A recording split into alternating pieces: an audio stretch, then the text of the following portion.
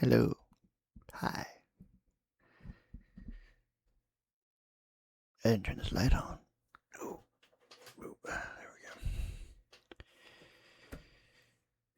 And I don't like that just before I switched to full screen, I saw that I dropped out 307 frames for absolutely no good reason. Wonderful. Yeah, I meant to start the stream doing something a little bit sooner. And why am I dropping more frames? That's how it's going to be. Fine, whatever. Last time I did it, it eventually resolved itself. So,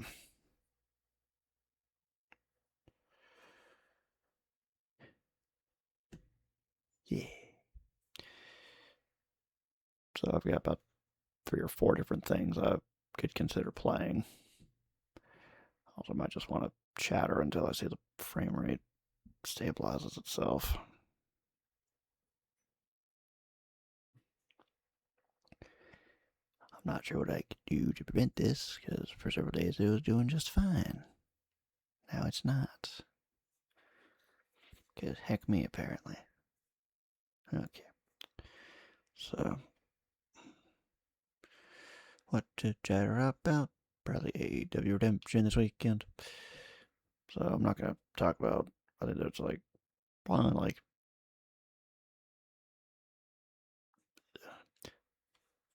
tonight's collision was filmed. It was pre-taped. So what happened is already out there, but I'm not going to rely on a whole big bunch of that to discuss it. I won't talk about particulars.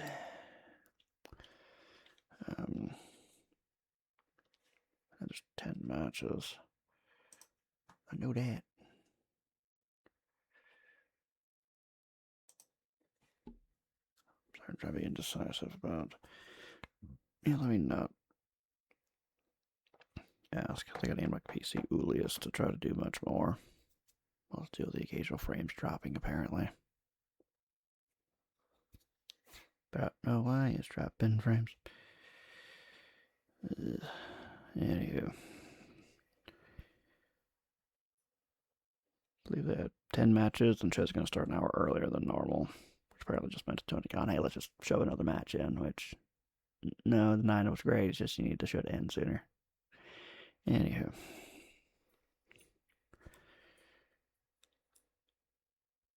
Yeah, I don't know. I'd probably need to figure out what to do with that.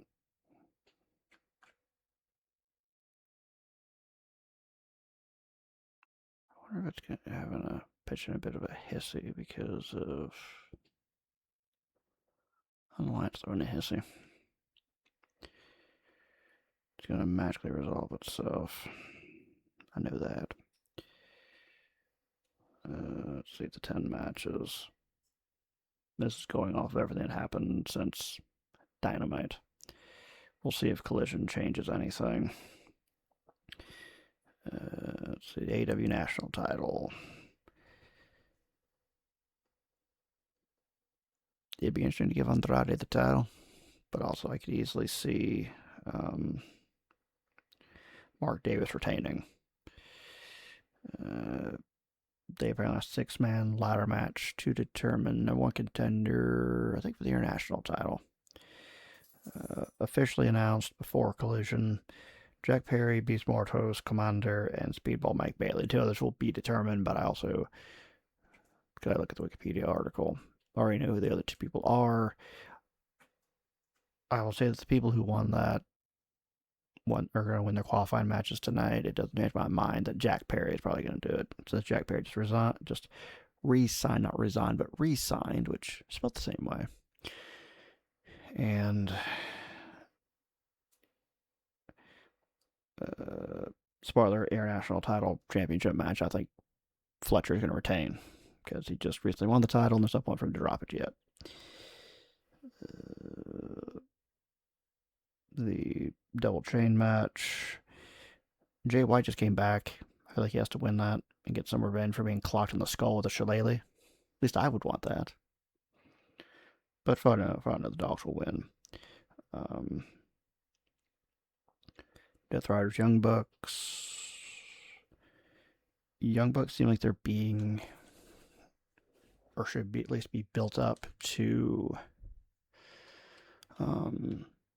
be challenging the winner of another match, Cope and Christian, who are going to retain their tag titles. We seem like we're going towards Bucks, Cope, and Christian for a title match at Wembley. So something will happen between maybe Ospreay won't go quite as far as Mox would want him to go, and that causes tension. I know people are also wondering whether Ospreay is going to like turn heel or something at All In. I don't know if you complicate that moment. I think you just let Ospreay win in his home country and win in Wembley. I don't think you need to do anything weird. Just let him have his hometown moment. I mean, after that is when I don't know if AEW is opposed to having Mox attack and lay out Ospreay, but again, it's like just let him have his moment. That's what I would do at least. Let's see. Sheeta's going to retain her TBS title. Maya Will's going to have a hell of a showing, but Sheeta just recently won that belt. I know it was. So I'm trying to. Sheeta won it because Willow had to relinquish it due to injury. But also I remember that the story was that Willow was supposed to win the Owen Hart tournament, so she was probably going to draw the TBS title at some point to, let's just say, Sheeta. So it feels like the TBS champion would have been a newer champion now anyway. It seems like Maya World might eventually end up winning the ROH women's title, potentially. Because Maya World showed herself to be more than deserving of that spot with her title against Mercedes at the last pay-per-view. She's if she's not a main eventer in someone's eyes, she's gonna be, because she did fantastic. You wouldn't. She fit in absolutely. Don't know if she's quite ready to. I don't think she. I know. I think I'd guessed prior that she was probably gonna win, because mostly because I thought it'd be neat, be cool, and plus you have Tekla being a heel.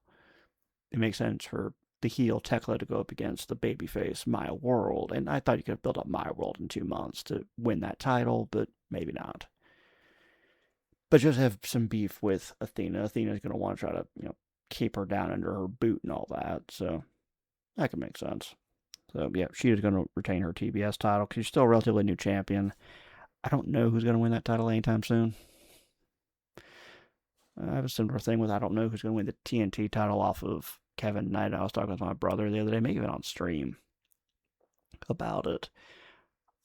I think I'd said it's. Well, I think the TNT title, I feel like we're building towards a Mike Bailey Jet Kevin Knight match, and that's where Mike Bailey might win the title. If not, then I feel like we don't have the person. We don't know who he is. He hasn't been built up yet. That kind of thing. Fletcher's going to retain. Jericho's going to get his win back. The Painmaker is going to get Jericho his win back over Ciampa. We're going to get one more match. Or maybe they'll surprise us and have Ciampa beat the Painmaker to say, I am better than you because I am Ciampa. I told you I was better than you, Jericho, There's probably be somebody, I think it was a Solomon or maybe Solomon. Somebody said, yeah, Drill's going to be involved since Ciampa was going to try to do something with that drill to Chris Jericho at Beach Break. Or not Bachelor's Beach, but Beach Bash, Beach Break. The beach themed one that was in Clearwater. In St. Pete, Clearwater. So there'll be a drill involved somehow.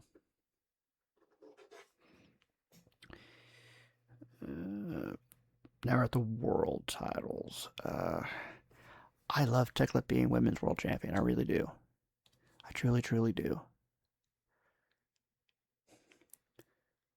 And skill-wise, I truly believe that Mercedes Moné and Tekla could have a great match.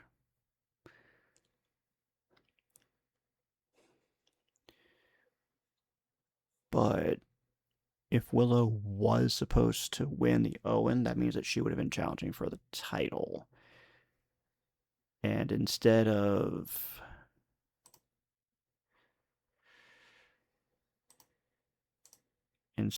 Willow going in to challenge, she's now going to go in and defend the title, which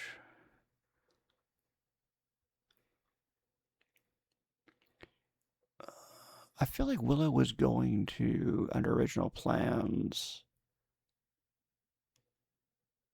because what really throws off is again like Mercedes and Maya World, who were the finalists of the women's Owen, they weren't original competitors, so it throws it off a little bit, and something to have to actually consider. So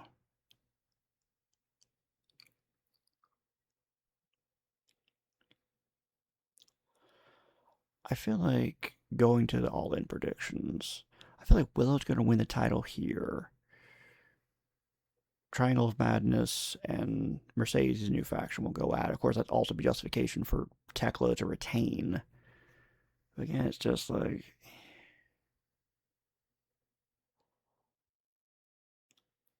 we don't know what the original plans were. We may never know. But I'm trying to think about what their plan would have been.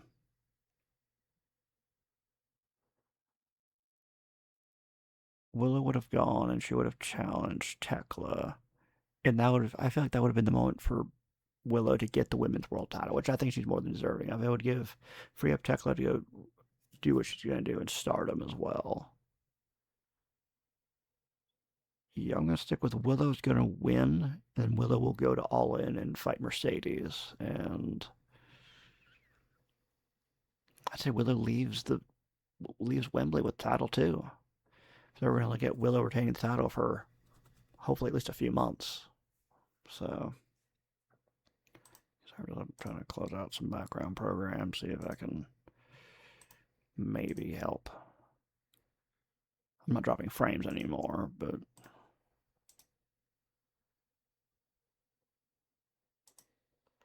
then there's the men's world title, and it's Kenny Omega getting an easy win over, not an easy win, but getting a win over Kevin Knight. Kevin Knight's not coming Jet 2 belts. Don Callis family's kind of part at the seams, and also you can't make us think that Omega Osprey is going to happen at Wembley and then be like, well, never mind. Never mind. We're not going to do that. There are people who will be watching the show just because the main event is going to be Osprey Omega. And that you want to earmark matches to be your match of the year candidate. There you go. Now Omega and Jet are going to have a great match. And the Jet is going to be more than deserving being a world champion in the future. But not right now. Because it seems like the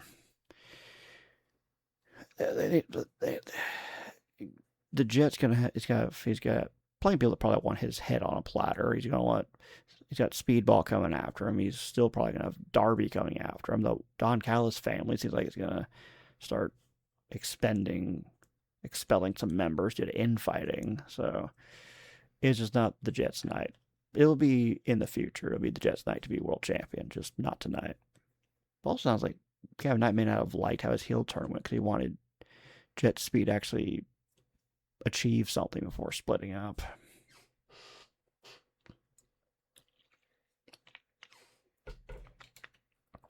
Which I don't blame him. Of course, you also have that redemption story as well. AEW Redemption, which apparently was called Redemption because originally it sounded like they were planning to have Omega win the title against MJF. The match they had a few weeks ago with the stipulation of if you lose, you can't challenge again. So to happen at Redemption. I think the idea is to be like, oh, this would be Omega's redemption to show that he's finally come back. He's like, there's that way of redemption.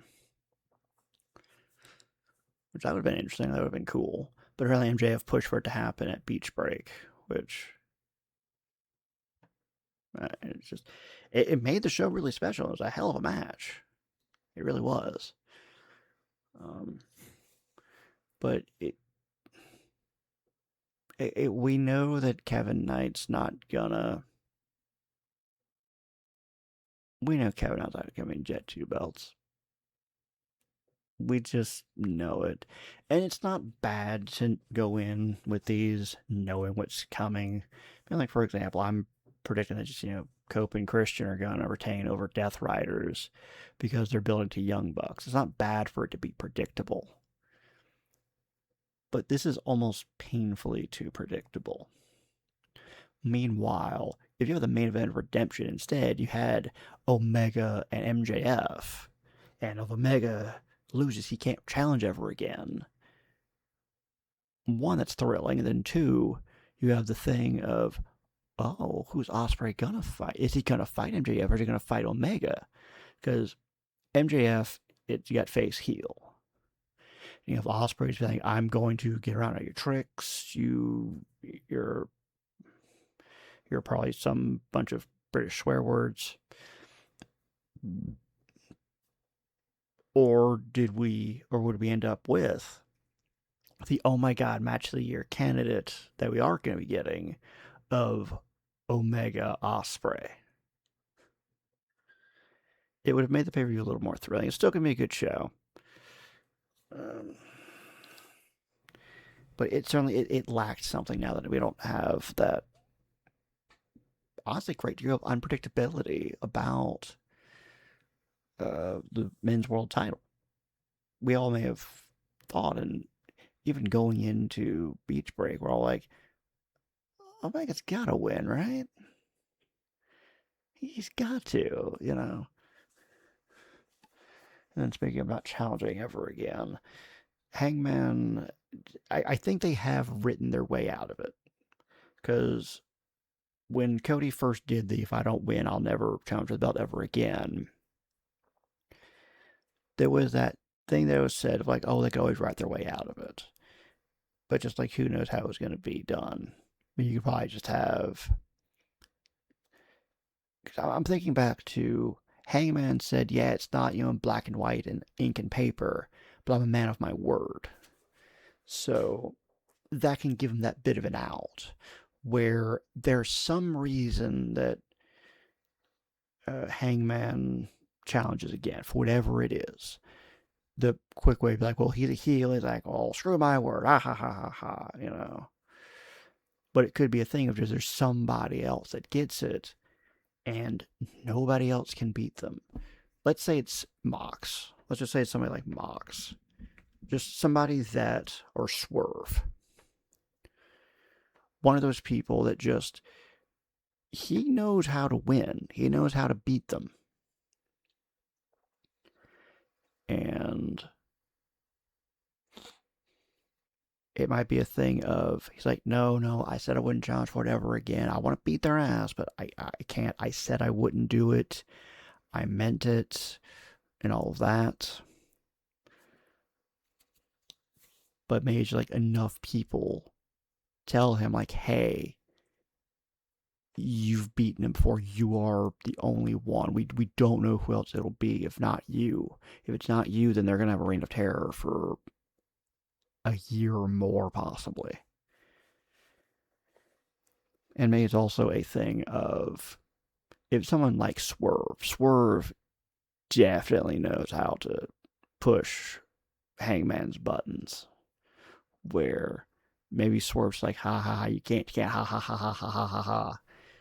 And then he does something to cause Hangman to like, you know what, fine, I'll break my word. I'm just going to kick your ass and take your title. Because it has to be done. And maybe there's something of,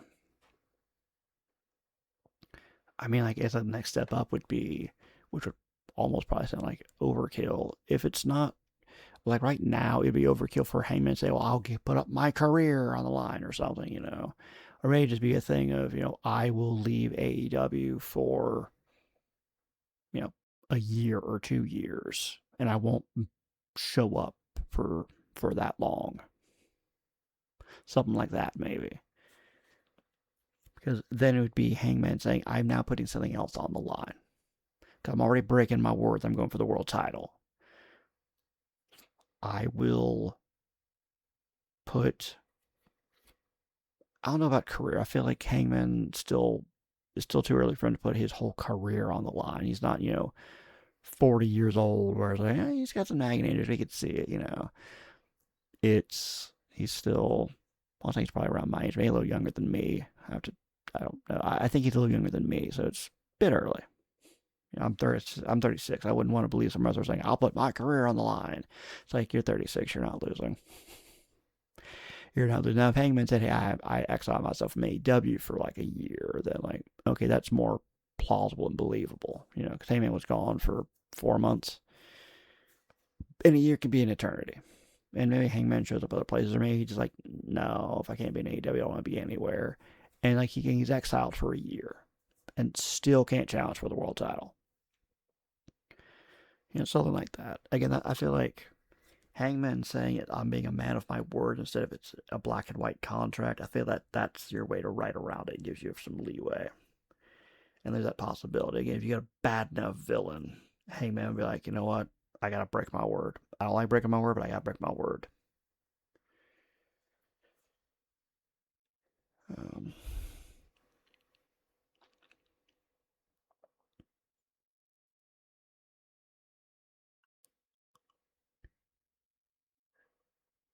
and then next weekend's gonna be SummerSlam, so spoiler, I probably won't be streaming next weekend at all.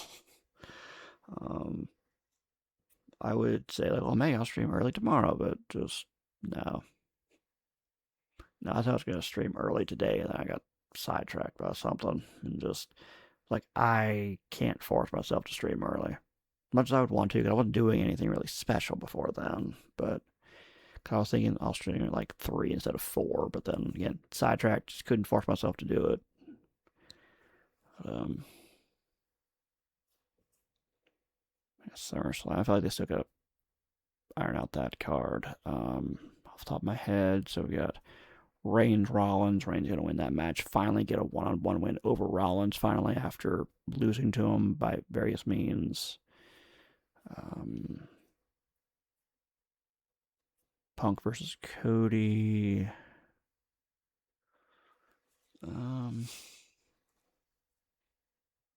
Zayn gets involved and costs Cody or Punk. I feel like Zayn's gonna have a bone to pick with some other people, like Nick Aldis.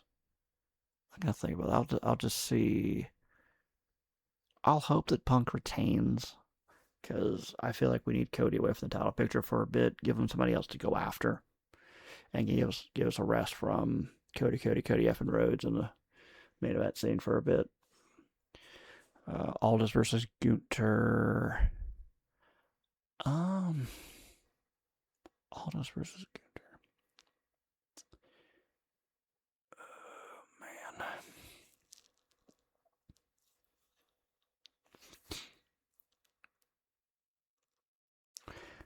That's one actually I'd have to probably like see what the go home math is.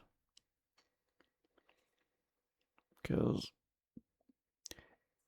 I am leaning Nick Aldis wins, because I'm aware that he's been champion elsewhere. I think he was 2-time NWA champion before becoming the GM of SmackDown. A great GM, by the way. He's fantastic. He's doesn't really a face or a heel. He just seems like he's just doing what has to be done, and sometimes he does really popular stuff. But other times stuff's not too popular. It's like just the job's what I have to do. It doesn't take guff from people, and this is the ultimate example of not taking guff from Gunter. So if you like bring him out and have him lose to Gunter, you could run a risk of people being like, why do you come to wrestle then? What's the point? Because we never like Aldis had wrestled in like WWE for like 10 years or something. People knew that he could go. It's just, hey, man, he's a lot of practice. So it would feel silly to bring Aldis into the ring just to lose, but I also Gunter is going to be full time, so it also could be a thing if he really can't afford to be losing the match. But Aldis has gotten his ass kicked. And it's a thing of Aldis does kind of get his pound of flesh, and you could probably have him get his pound of flesh and still lose as well. Hard to think about. PC is not gonna pitch a hissy if I look at stuff. So, let's see if we look at the SummerSlam card as it stands, and I'll continue jibber jabbering about it.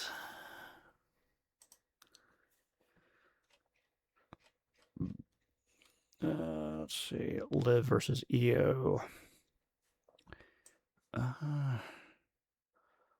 Liv versus Io.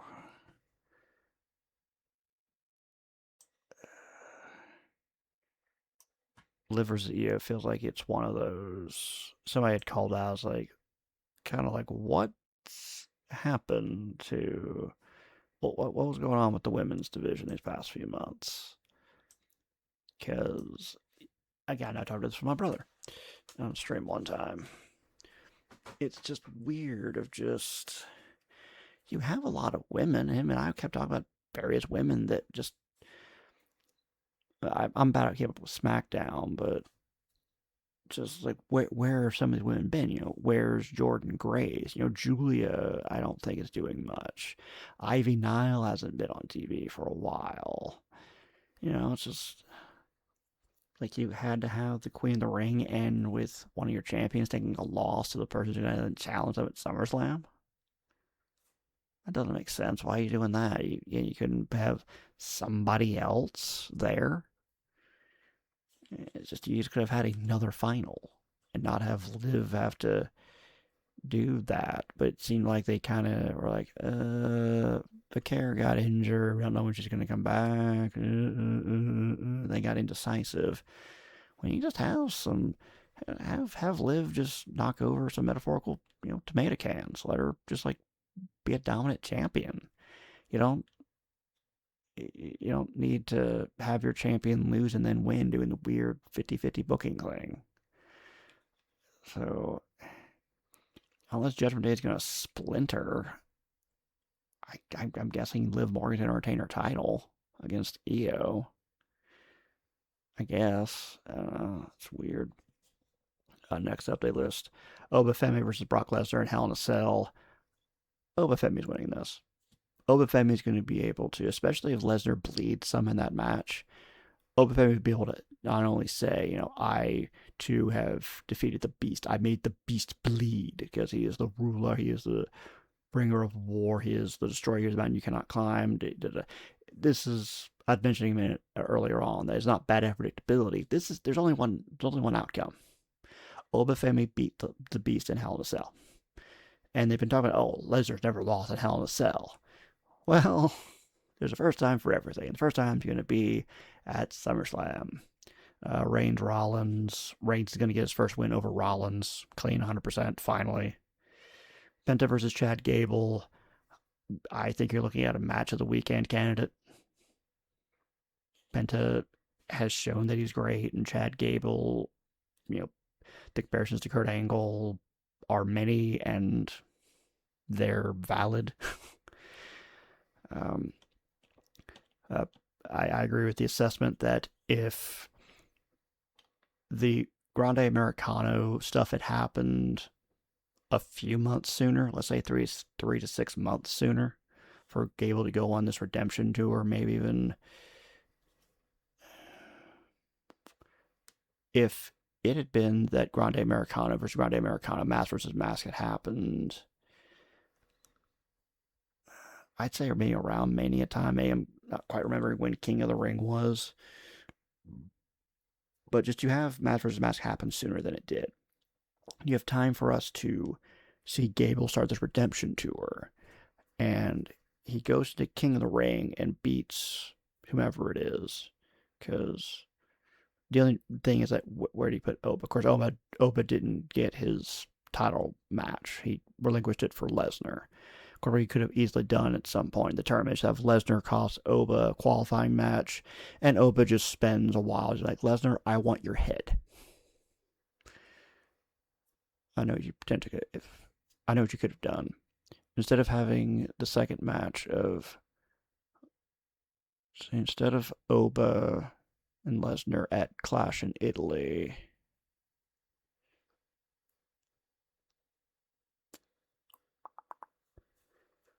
instead of that, you have Lesnar cost Oba a match.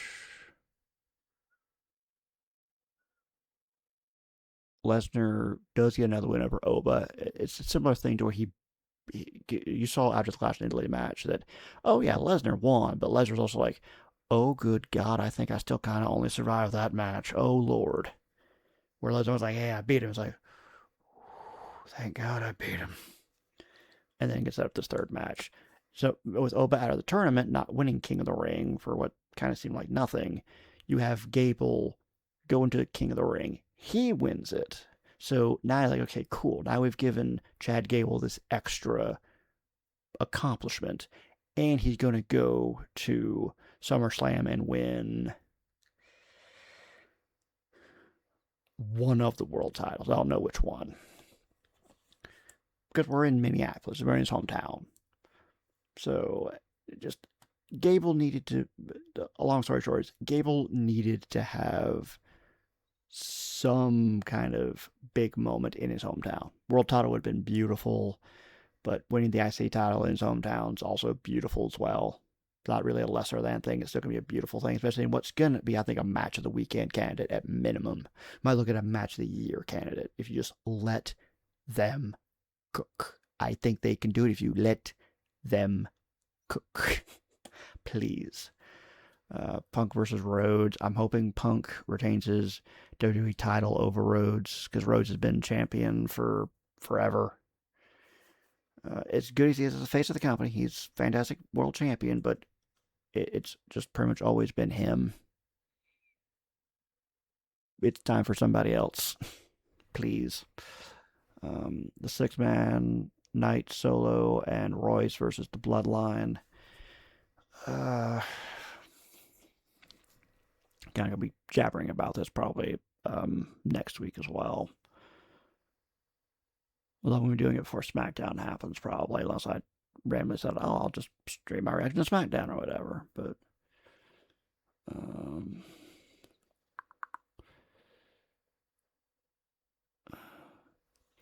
Solo just turned. I don't know what face, but he just turned against the Bloodline.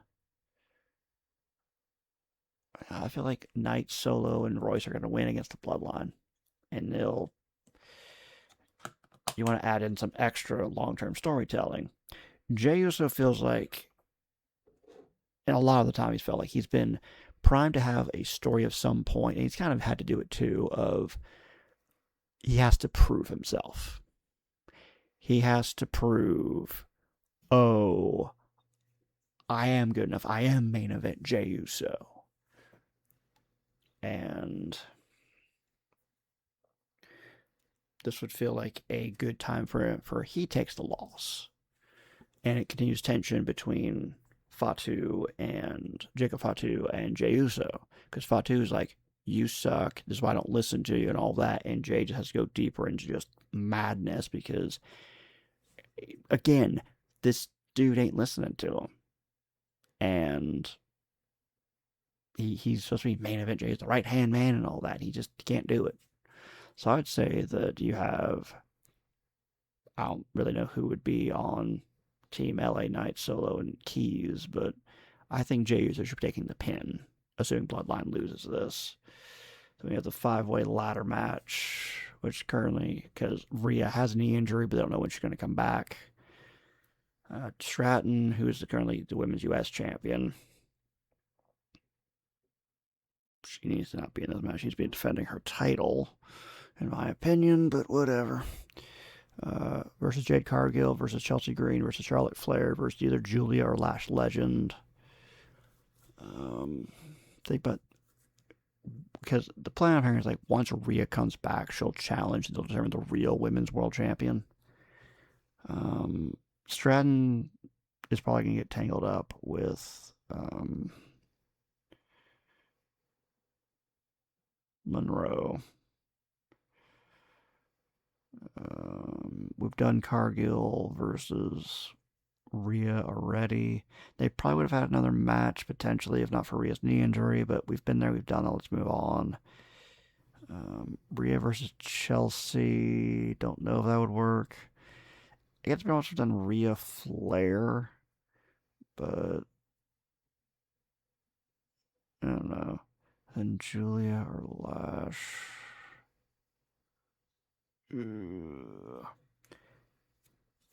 Again, they're going to be determining Julia or Lash on SmackDown. They're both deserving to be in there. If Julia is in that match, Julia Rhea could be great. But Julia be herself, because apparently they've just not really seemingly let Julia be Julia. So they let her do her thing. That could be a great match. Last Legend, I feel like, I don't know, it feels like she needs a little bit more time to prove herself. She's someone who could be winning a world title at some point, but it's just not quite yet. It needs a little more establishment. No one on that list is like obvious. Not to say, no one in that list is like super duper obvious for who it should be. Yeah, I'm gonna have to just probably wait until SmackDown to make my final pick on that, because I kind of need to see who's going to. Honestly, I don't think it matters if it's Julia or Lash. None of them feel like my pick. The strong choices feel like either Cargill or Flair. And I might have to wait for go home math for that. Of course, it's also a 5-way ladder match. So go home math can be kind of. You can probably determine who's not going to win, but you really can't pick who's going to win. Because it might be like if somebody can like get their big move off, they're not winning. Guter versus Aldis, as I said, I kind of went back and forth. Because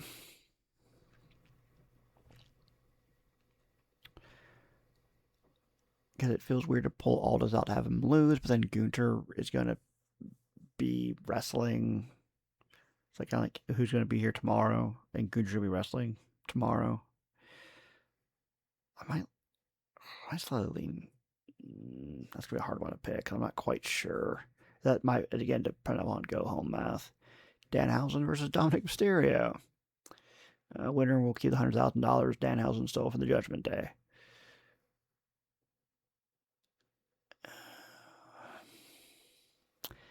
Danhausen's been winning a lot of matches.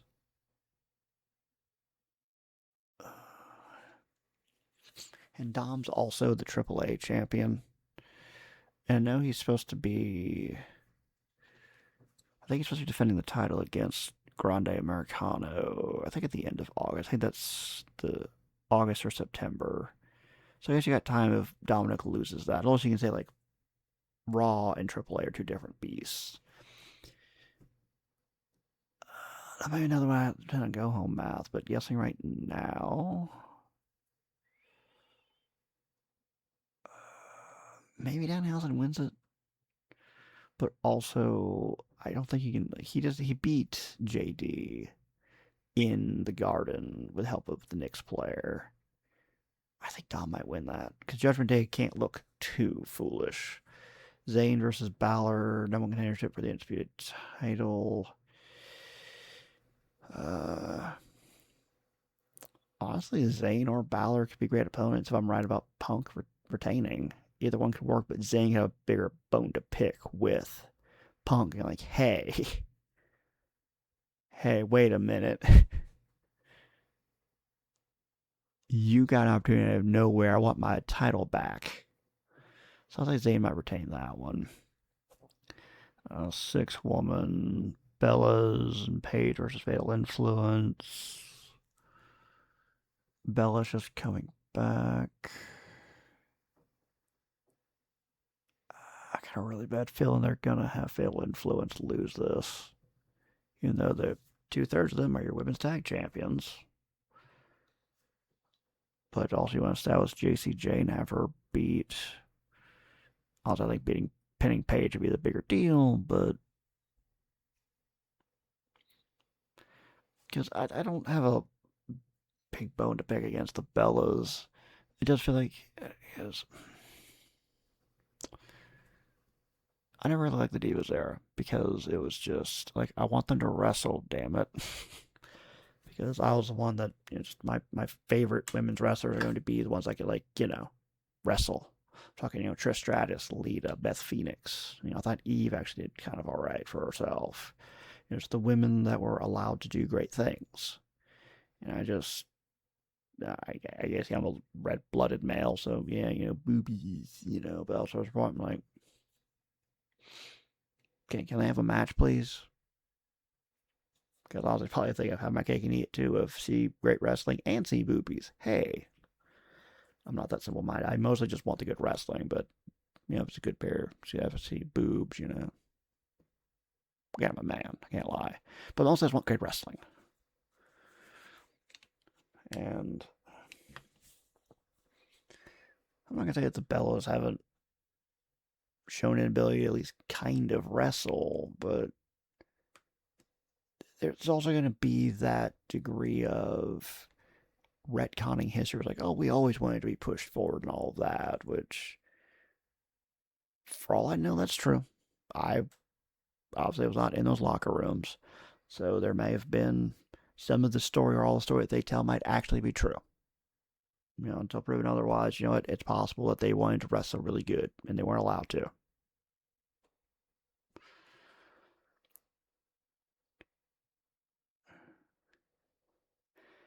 But also a thing of just, I'm not like, oh my god, the Bellas are back. It's like, eh. Because they could go off and probably make lots of money outside of wrestling if they wanted to, but they keep coming back. So, all right. Man, and people didn't like them, whatever. But, I feel like JC Jane needs to be getting the winning pinfall. And that Bella and the Bellas and Paige don't need to get their win back. But also, it's just they don't treat the women's tag titles great.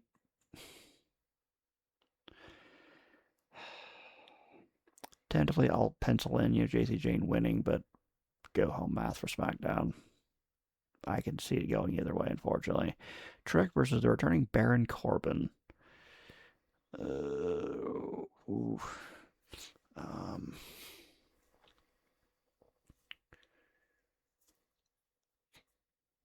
if we were later in the year, I would say, oh, Trick will drop the title, and then he'll be put into the Royal Rumble to potentially go for World. Because Trick Williams is just, goddamn, he is one of those that just, it doesn't take long if you look and go like, oh no, that's a future world champion right there.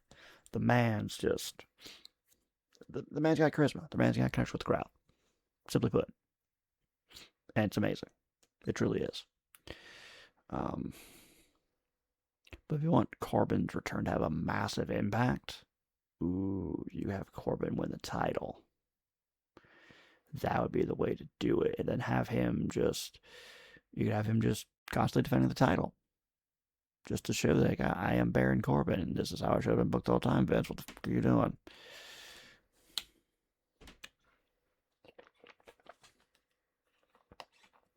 Because so much of the hate that we have for Baron Corbin doesn't come down to him; it comes down to just Vince McMahon wanting to use him as a seemingly as a patsy sometimes, and just not use him well.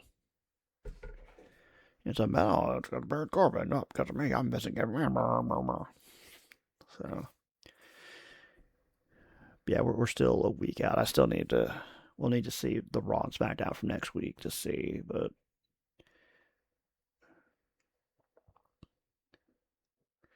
let's see. Liv, I feel like Liv has to win. If not, then Judgment Day's breaking up, I guess. Or Liv's being kicked out. Oba's got to retain. Reigns is going to retain. Or Oba's going to win. Reigns is going to retain. Gable will win it in a great match. I hope Punk retains. I think Bloodline will lose. It's Flair, Cargill will say the go home mouth. Gunter, Aldous. That's going to be go home mouth. I think Gunter needs to win a little more, but then again, might bring all out of his semi-retirement then. Dom, I feel like kind of needs to win. If not, then Jeff Day looks a little too goofy. Zayn will challenge Punk. I'm scared that Peter Influence is going to lose. Might be the tag champs. And yeah, just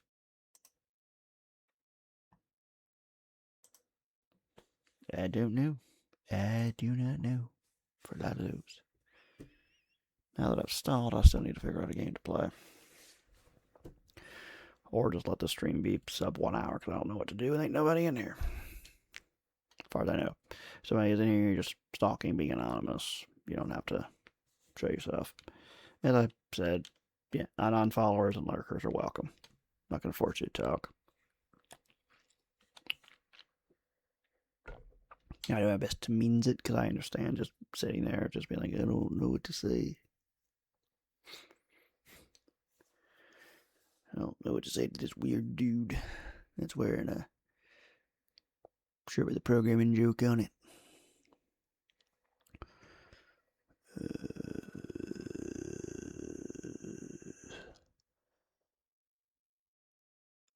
I'm tempted to go back to DrainSim and see if I can finish that one level, and also just see the game probably run so much better now that I got the new graphics card. Ooh, look at stretch. Or I can just jump on Helldivers and just do what I want there. Nobody can stop me. Also need to think about as well just what I'm going to do for... Well, I want to get off about 7:30. That way I can try to eat dinner and prepare, because I've toyed around with, I'll like watch wrestling show and react to it, but don't know if I'm quite ready to do that yet, because I kind of not know what to do, and plus I know my luck. I try to do that and something would go wrong. I don't know what it would be, but something would go wrong. Although granted, if I just do the 2-device setup again, where I have mini PC do the streaming and then have gaming rig or Xbox be my streaming thing, because I have to log into it, which I could do. But again, I'd be fearful that I would try to do that, it'd be too much bandwidth, and it would just make the stream crap out. And I'd go through all that stress for nothing. Maybe something to figure out at some point, I'm sure. I don't know. If I moved all of this to my actual bedroom, where I actually have the internet set up, since the coaxial port jack, whatever it is, in the living room didn't want to work for whatever reason, I didn't feel like trying to call out Spectrum. Because if I could avoid Spectrum like the plague, I would. Of course, then I just went through about a week or so of every day the internet just dying, because there was something wrong with some of the hardware in the city, apparently. Yeah, it's great to pay $100 for internet and then just to keep dying every day. You know, they ever send an email like, oh, congrats, you're going to have faster internet. Like, yeah, great, I'll believe when I see it. Because I still think it's dumb for internet to be like, oh, yeah, we have you up to this speed. Cool. When it's, I don't care, you're going to have me get up to 500 megabits. If I'm struggling to get above 100, the roof doesn't matter. The ceiling doesn't matter. The floor would be a thing I'd rather hear about. Promise me, hey, at least 90% of the time we'll give you at least 200. I can work with that. And again, I not guarantee at least that, blah, blah. Stuff happens. Whatever. Tech is weird. Networks are weird. Fine. Whatever. But, of course, that probably also require big IPO, ISP to actually, care about it. It's not used as just piggy banks. I'll try to avoid any ranting and raving about the void. As I said, the goal I've messaged for these streams recently has been come escape staring at the IRL void.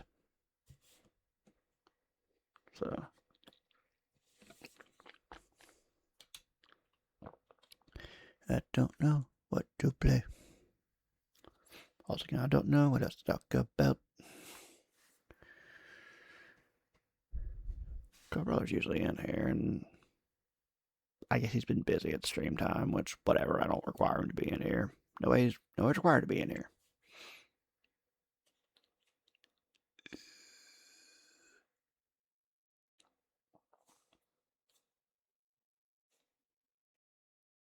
I'm not being so indecisive.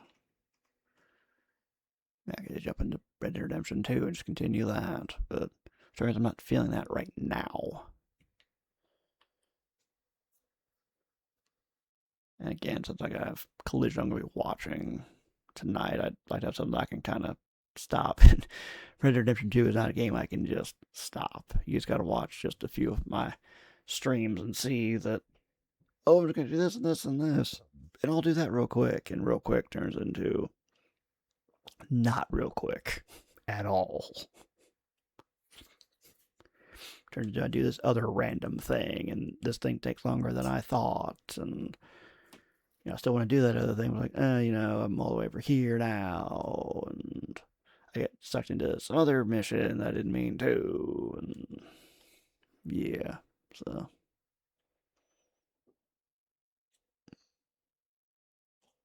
Yeah, but I tagged my stream as early version for a reason. I'm being indecisive, because I can see so many things I could do, and I don't know which one to do.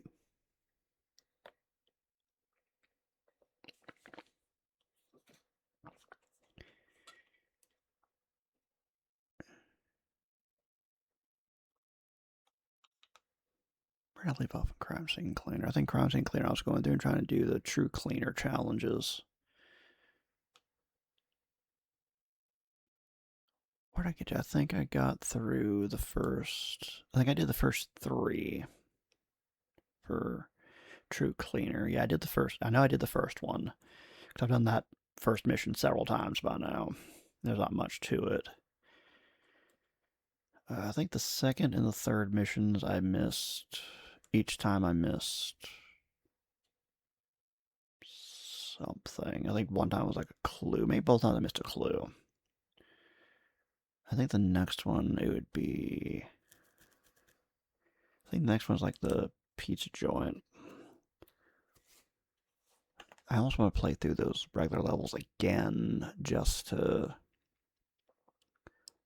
remind myself where everything is, since you can't use cleaner sense. Be like, hey, yo, Dodo, like, this is missing. Also, when you start getting into some of those levels, you got to be mindful you don't miss bullet casings. Although you can kind of cheat, and if you bring out the trash can, it'll highlight garbage you can pick up. But I've still done remarkably well on those. Honestly, I'm very surprised that neither of them I failed. One thing I'm more scared of than anything is I miss, like, some little speck of blood somewhere, but apparently Blacklight's been showing me those things really well, so... Helldivers, I could just... No, Helldivers even one that definitely would be a thing if I would go way over the allotted time, since I can think, oh, I'll get this mission done really quickly. No. No, even with 40-minute time limit per mission, that still can be like half an hour. And also, I'd be a little fearful of people coming in criticizing what I'm doing or not thinking highly of me for, well, you're only doing level 2s and 3s.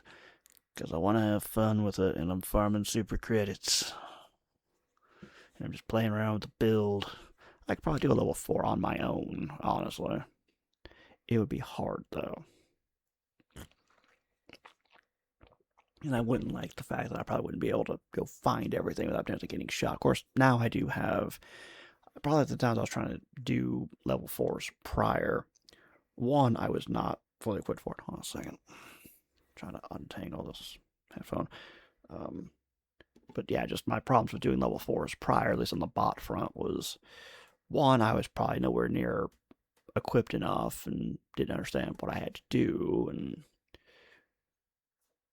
also probably didn't help that I was doing it on this mini PC that probably didn't have anywhere near enough probably it did not have enough of everything to run it well. Even with this, where it was running a whole lot better. Just with this graphics card, man, it's just it's one of those things. I had told friends when I upgraded, I'm like, I don't understand why I was so cheap when I first built this PC. Why didn't I just spring a few extra bucks at the time and just get a slightly better graphics card versus what's the bare minimum I can get? I don't want to spend too much. It's like, no, just the great lesson that you have about technology is be willing to spend a few extra bucks on it. You'd be surprised how much it's worth it. You know, just you don't have to drop like $500 on a graphics card versus like $100 or whatever the price point was in 2024 before the AI bubble like completely took over.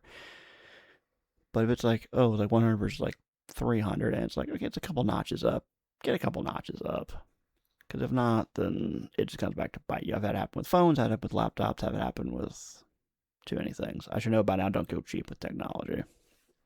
Or I could do that as factory. Just either keep working on the world I'm on or yet again, start over.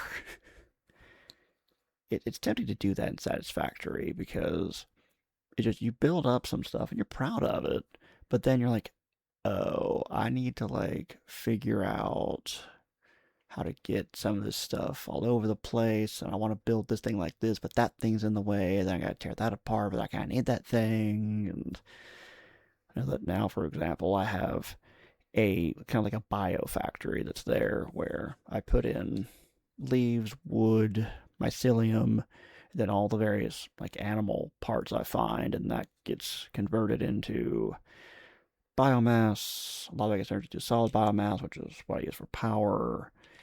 So the mycelium and biomass turn into cloth, and there's like some of the animal parts turn into animal protein, and that's powering a bunch of biomass burners. And right now I'm working on, I found an area where there's a bunch of coal and near some water, so I can make a bunch more coal power plants. So I'm going to be increasing that, but I'd have to be mindful that I don't take down too many biomass burners. Or they're like, for all I know, those biomass burners are providing enough power to, even with the coal power plants that is brought online, I still need the biomass burners to not cripple my entire operation. And then also, I'd have to move all the biomass that's there, and I gotta deal with, as a deconstructive thing, I deal with all the resources from me deconstructing the walls and machines and all of that. And then I also want to rethink how I do my central storage, because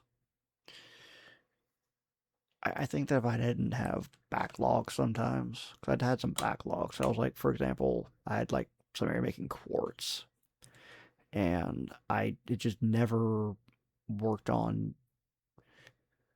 Um, hey, welcome to chat.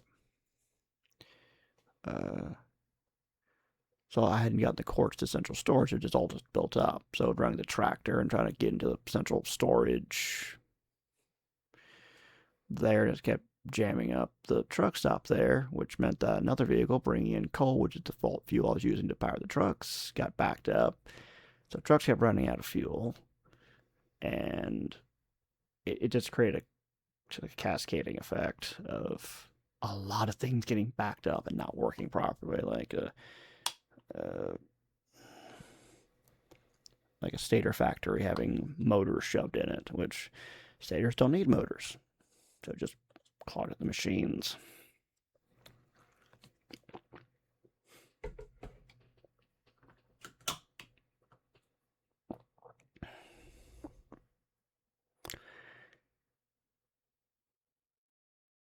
I could do that.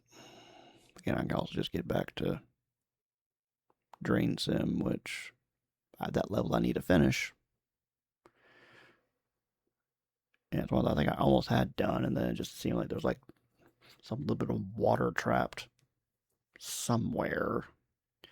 I couldn't figure it out and tried to just load back into the level, and it completely and utterly just choked out because it was like you go back to load into the level that I was on. It was like, oh, church about to get flooded. You have like 10 minutes to redirect the water. You go back and load back into the level.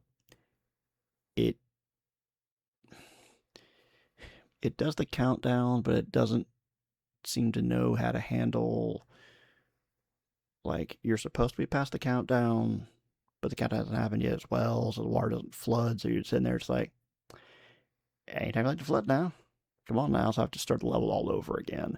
But at least now I'd be able to go in knowing what to expect. I would know, like, okay, I need to block off the church door. Okay, I need to like build a trench to go this way to have it drain that way. I need to clear these drains and all of that. So there'd be that. I suppose that's something to do. But I'm just being indecisive. I don't know what to do. Also did add a demo for low budget repairs. That game. Sure, let me just do this. I don't know what else to do. Let me download this. Let me just fully download this demo for low budget repairs and try the game out. Why not? Something to do.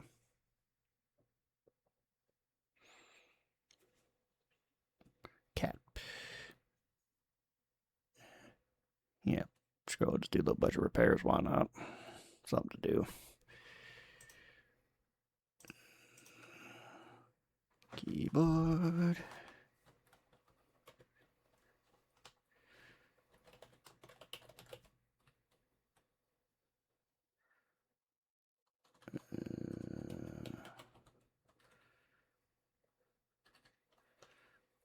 Let's do demos, games and demos. Why not? Because it's technically a demo. Hey. And we will.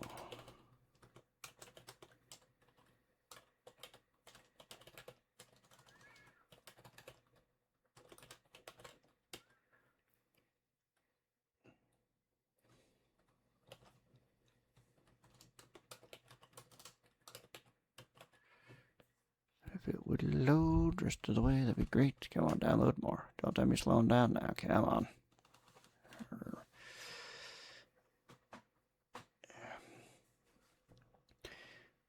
Yeah, low budget repairs is game I saw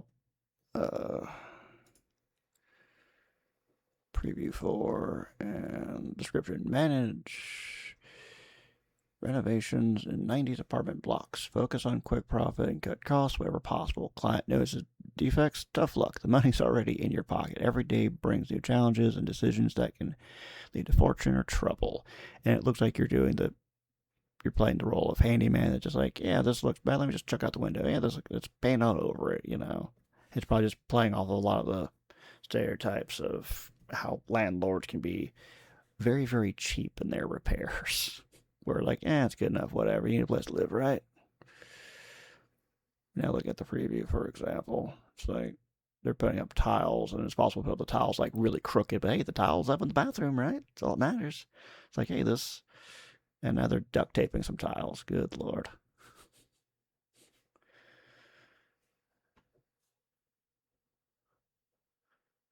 Yeah, I don't think there's anything personally identifiable on here. I'll just.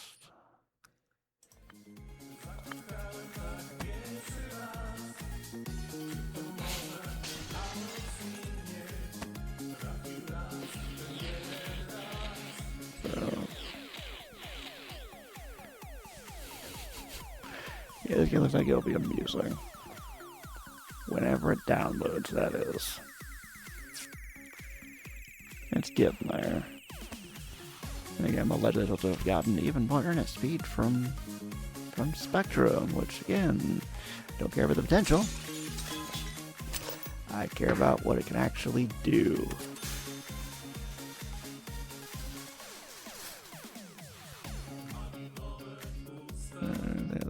Those look interesting for sure. For sure. Oh, well. Oh Lord. Oh God.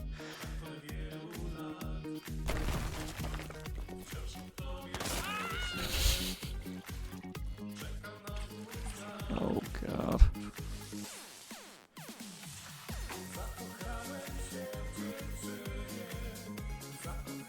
thinking this is possibly happening potentially in the former Soviet bloc.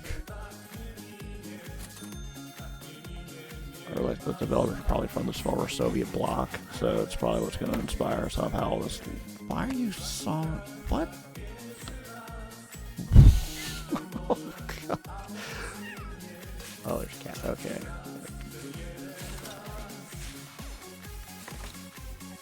Okay, yeah, just... The sooner this thing can download, the better. Oh, God.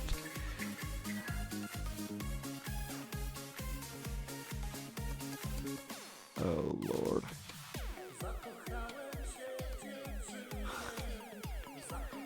Not just okay.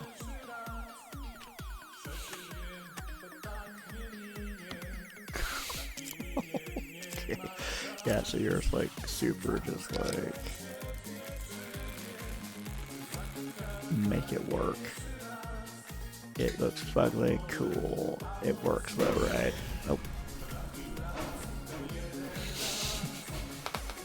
Oops.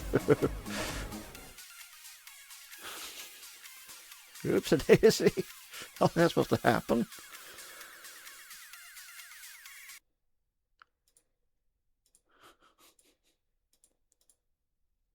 Okay, this should be... Yeah, this will be amusing. Again, once it decides it wants to fully download at 92%. Cool. To the library. And we wait for a moment, I suppose.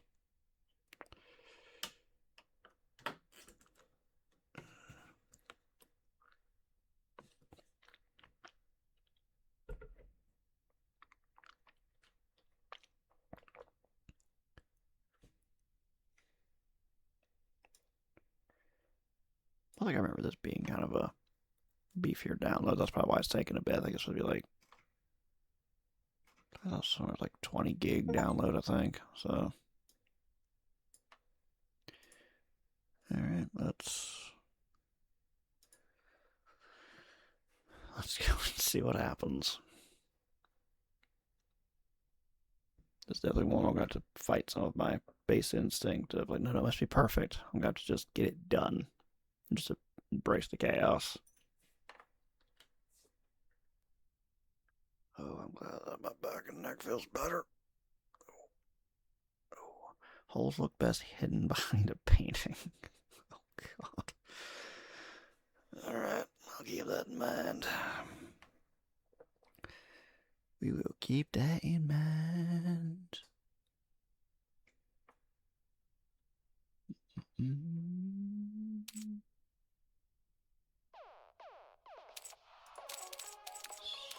Is there anything I absolutely positively have to deal with? And nothing stands out. It all seems good.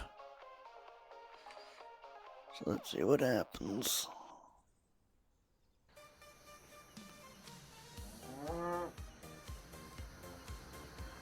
Dear Marchek, I know we have not seen each other for so long, and you probably don't even remember your old Aunt Helena, all the way from America. But I'm sure you will fall in love with the fresh air and all this Warsaw culture, just like I did when I was young. Yeah, I think I will. You must get used to it, because I decided to gift you my Warsaw residence. I know for you this can be a big surprise, but you were always my most beloved nephew. Who filled stop? Get off.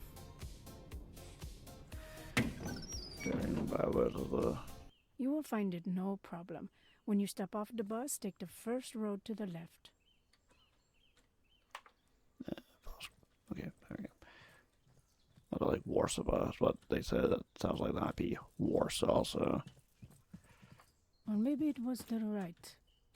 Valera. Oh, I have God. not visited this dump in ages. You know what? You better ask Barbara, my very good friend. I used to go to her for a glass of tea. She will help you.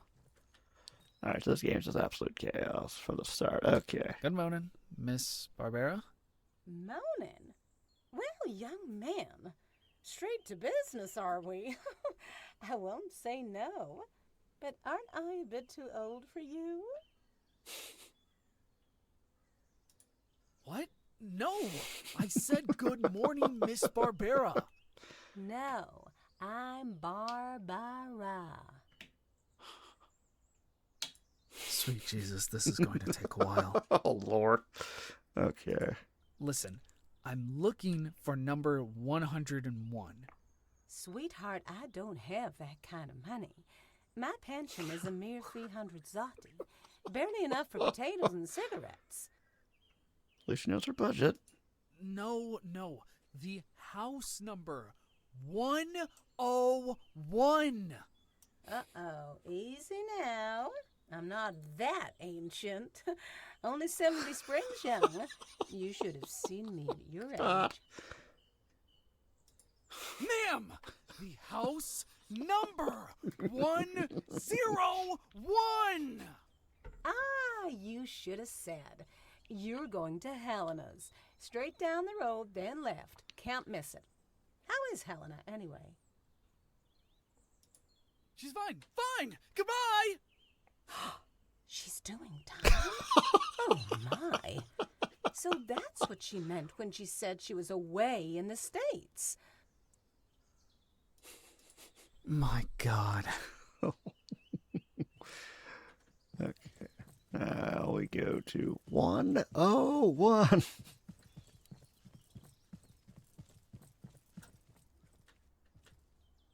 No, I told you, go to the right.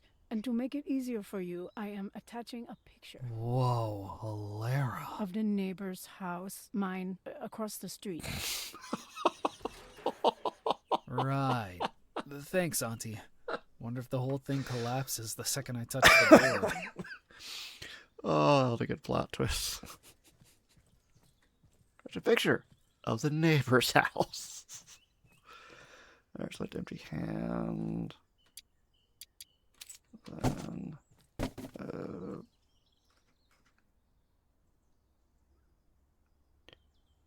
walk the path to the front door. Okay, so it's just, yeah, just get stuff out of the way. Okay, there is no throw it away. It's just get it out of here.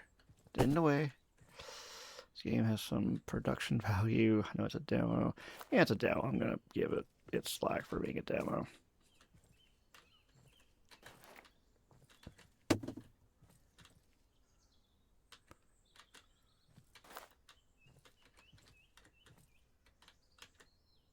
You gotta start somewhere. Out of here. Okay. One of the ones came off. That's great. Oh, man. It's even worse on the inside. Didn't think that was even possible. And it sounds like the place is already occupied. Oh, joy.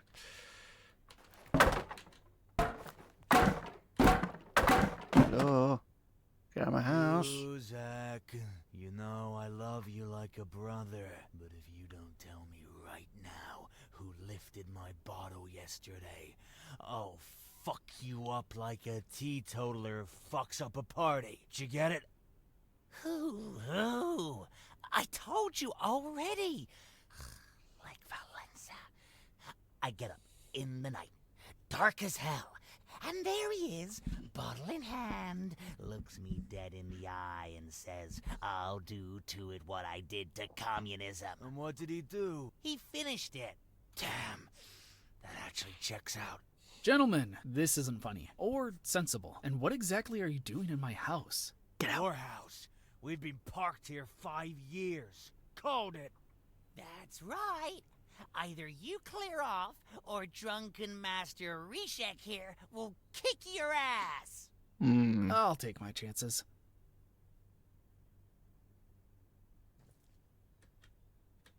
Fuck you! Alara. Now I'm sinking to their level. Find a way to smoke these two out of here.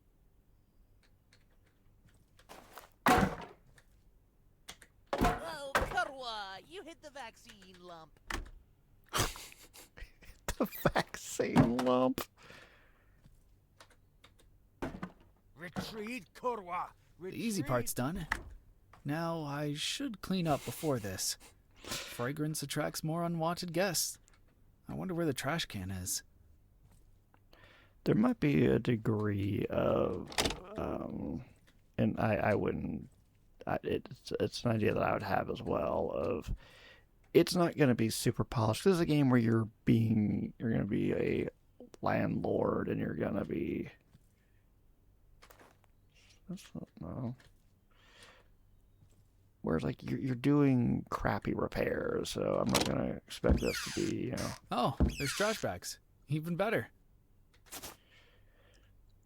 Where if the game itself doesn't look completely polished, that works because you're not doing completely polished work in the apartments that you're doing either. So, God, Jesus, Lord Almighty, get that back up there. Okay, trash bag.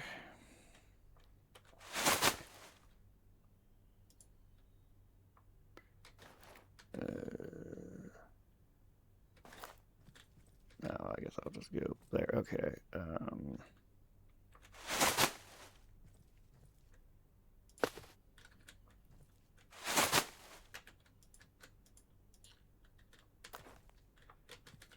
Need to go to the trash. But yeah, this game has, rough edges to it, then it's like, oh, well, it works. Again, you're just like, oh, there's a hole in the wall. Let me paint a painting over it. So, again, there's probably going to be a degree of it not always looking pretty. That's my point. There was a dumpster out by the gate, I think. I'll throw this bag in there.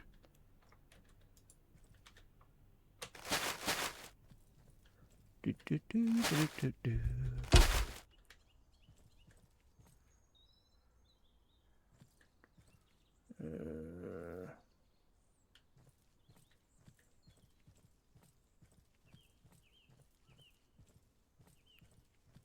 Just gotta learn where. Oh, there it is. Time to check the other rooms. Probably rather not. Like it'll be just plumb awful.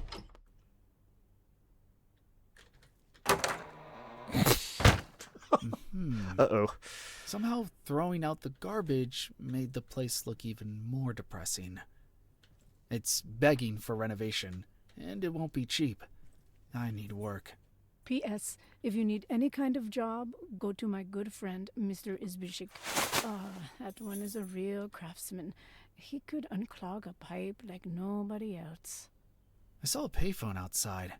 I could use it if I manage to scrape up some change around the house.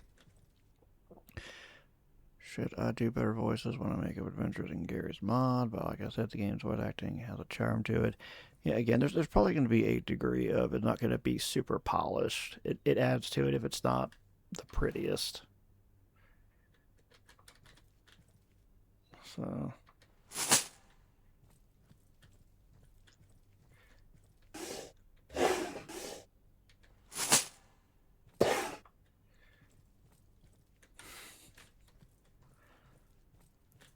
But there is a certain won't pay degree for of a long just. chat. I hope it's enough. It's going to be a thing. The game's going to be looking rough and be kind of chaotic, it looks like, judging by the. And I'm feeling like this isn't Poland. This is still somewhere in the Soviet bloc. I think I don't know where this developer's from, but. Oh, door.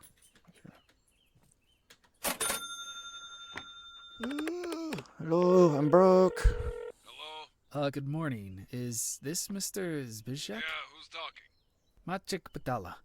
I'm Helena Naverin's Helena? nephew. How's she doing? How's she doing time? No, she's in the U.S.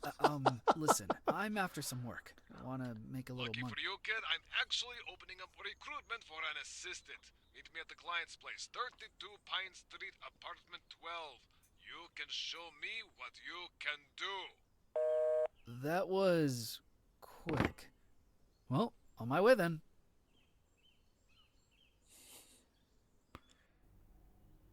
When your health bar dropped to 0, then oh wait, that's not that kind of game. Oh, this game's gonna be fun. I love it. Oh my god, this place looks nice. Hello. You're not screwing on, are you? Not having the sex. Monty Python, charming in the sense of being kind of cheap and rough around the edges, but in a good way. Now, again, it fits with the game. You're doing cheap ass repairs, so. Where are you?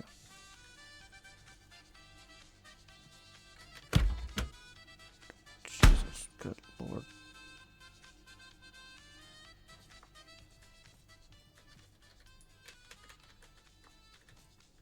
I'm trying to. Where is he? Guess I'll look back to the front door. Yo, you look like you do cheap ass repairs. Come on, Helena. You like this? Hello. Hello?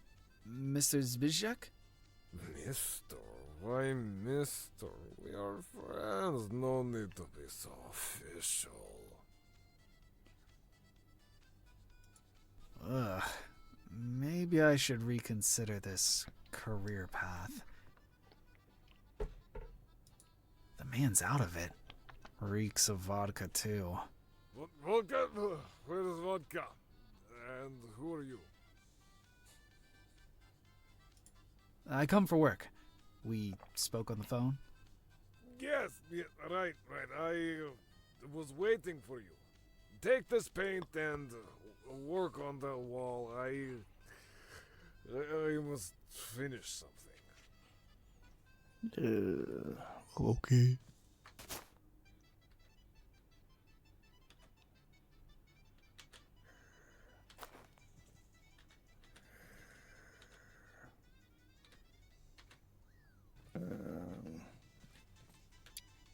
Tools. There we go.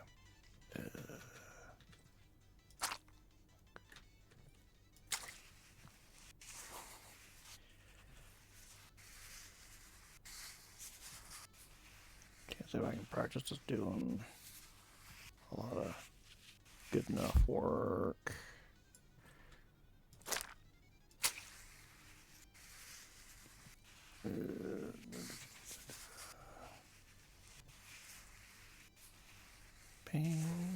You really made a mess, kid. Were you painting the wall or the floor, huh?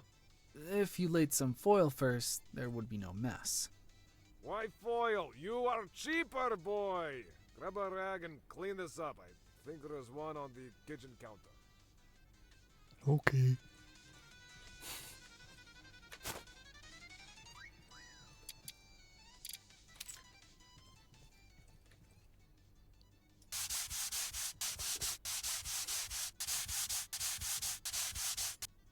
Good enough. I was gonna eat on the floor anyway. I have a special mission for you now. Take Oh, do these you now? keys, go to my car, and bring one important thing.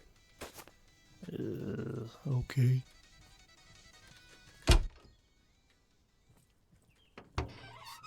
Cardwa, of course. No wonder.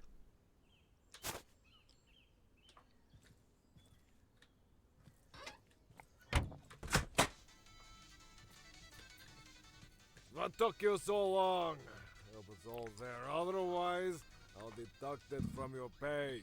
But you're not paying me yet. Oh, Mr. Entitled here. Hope you're as eager to work as you are to earn. Come here. I will teach you a little electrical engineering. Do you have permission? Nope. No worry, me too. But I have something better. A good business head. Anyway, this is not rocket science. There. Now only some insulation tape and this is good to go. Jesus, Cardwa! Mr. Zbizek, are you alive? Yep, that's my job gone in a flash. Still lasted longer than the last one. Cardwa? What? Job done. Time for a reward. The bottle, kid. What the Cardwa fuck?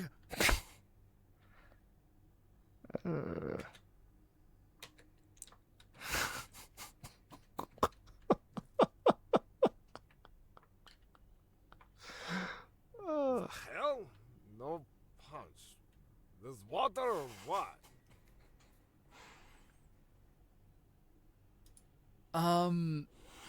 This may sound pessimistic, but I think you're dead. You got electrocuted bad. Not good. I don't know how long I could go without booze. But it's not all bad. My back doesn't hurt anymore. And my wife will stop complaining I am drunk all the time. Okay, kid. No need to stress about a little misadventure. Call the owner and tell him job is done, time to pay. And what? It's like, yeah, just deal with the dead body on your own. Good luck.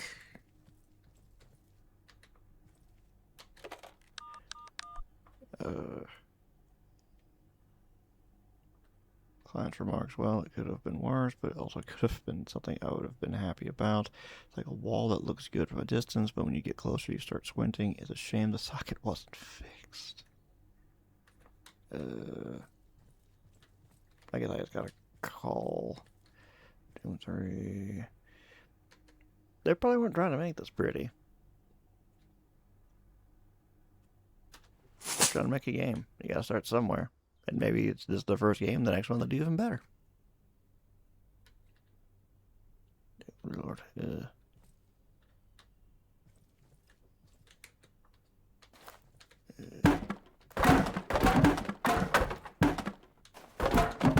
might be a chance if I were trying to make this game, I'd probably have the animation look like that too. Because it's just not my skill set I need to learn.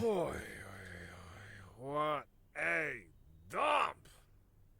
And these stains. I think I know where they're from. I did some plumbing for Helena here once. Lucky I took the leftover paint from the client. Cover it up, will you? It hurts my eyes. Bye.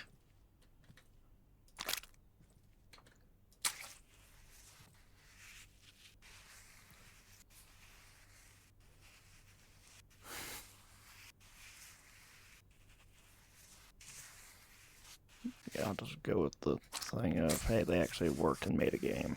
And again, they might just be needing to figure it out. Again, it's a demo, so maybe they can figure it out. So, I won't knock anything in this. To the degree of just not perfection and chaos and all this, so. Now that I like. Condition, good as new. Better even. This paint won't peel off in a year. The color stands out a little.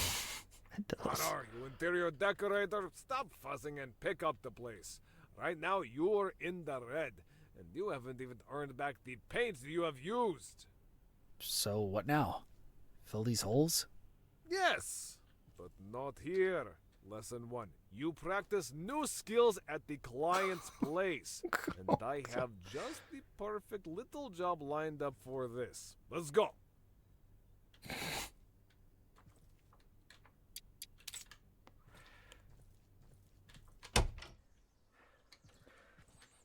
So, this might be, I feel like this might be a bit of, there's a game House Flipper, but it feels like this is going to be a more comedic version of House. Yes, that's what I was thinking. This seems like this is House Flipper, but like chaotic, and you're not doing perfection. House Flipper is a really good game. But yeah, this seems like this is House Flipper, but funny. There it goes. Note to self, no leaning. Not like your Aunt Helena. She never leaned away from anything, if you know what I mean. Get it, kid? All right, fun's over. Back to work.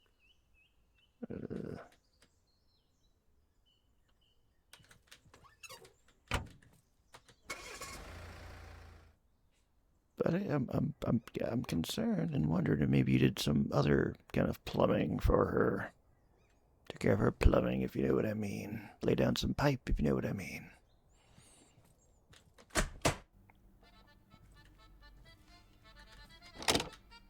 What do we have here? Yes, out with the old sofa. Come on, grab it. Yeah, they did make a second house. So I don't think I've touched the second, but they made a second one. Yeah, I'd like to play it at some point. Wait, kid, you're not hauling that down the stairs. Out the window with it. Heavy objects cannot be lifted completely, which means they cannot be freely rotated or reset. Depending on where you grab the object, force will be applied to it at that point. It can be important if you want to lift an object from only one side.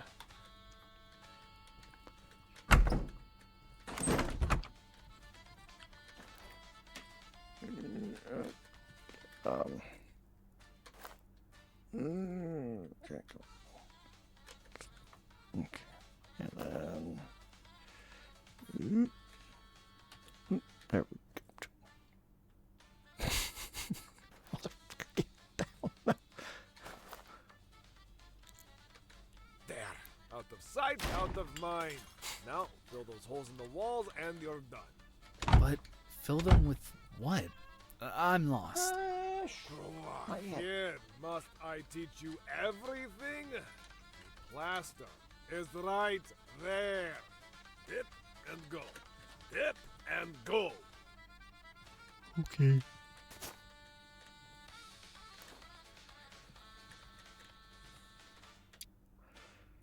Scraper with a scraper, go to the bucket, skip some plaster, then go to the wall. While looking at it, hold down to smooth the wall. The wall is smooth when it's completely white.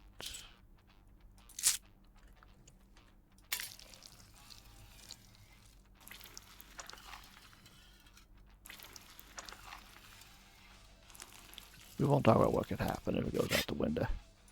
Just do the thing.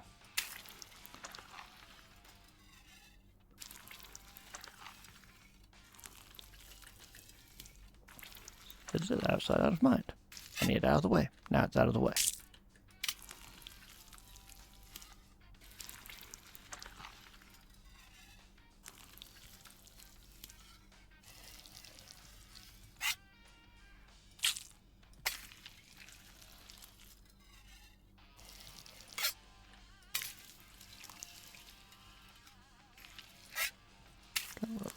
This hole or...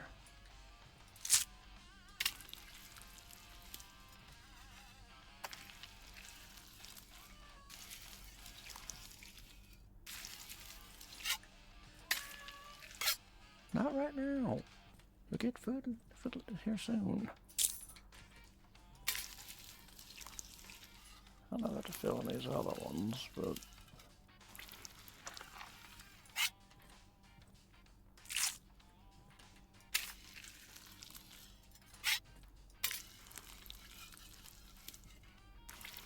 Good, good. Good enough. Now paint it. Okay. Slip out the window, next thing you know, gravity kicks someone's ass. Well, that's their problem, not mine. That's a them problem.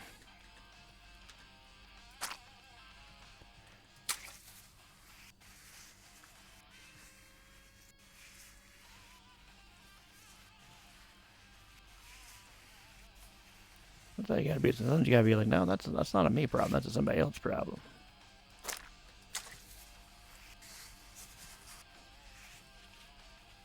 And it all will be.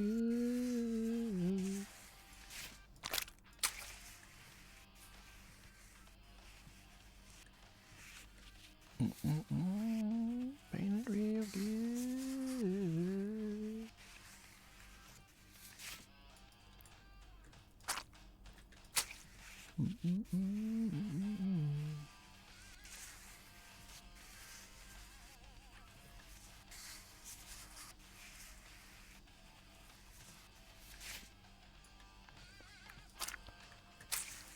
Stop fussing with it. That's enough. Let's get going.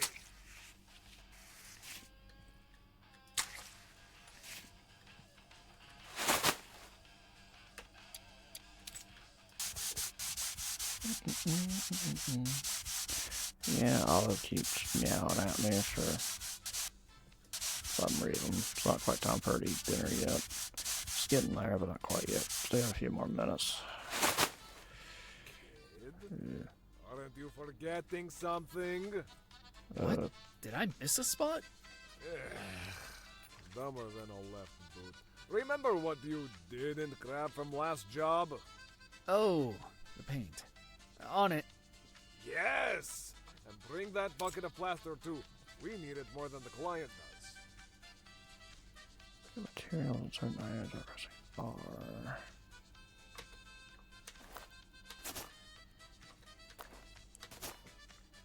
There we go. Okay.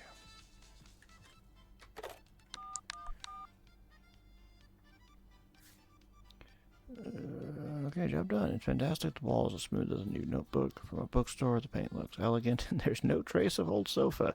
If this continues, I'll start entertaining guests here like the president of a cooperative.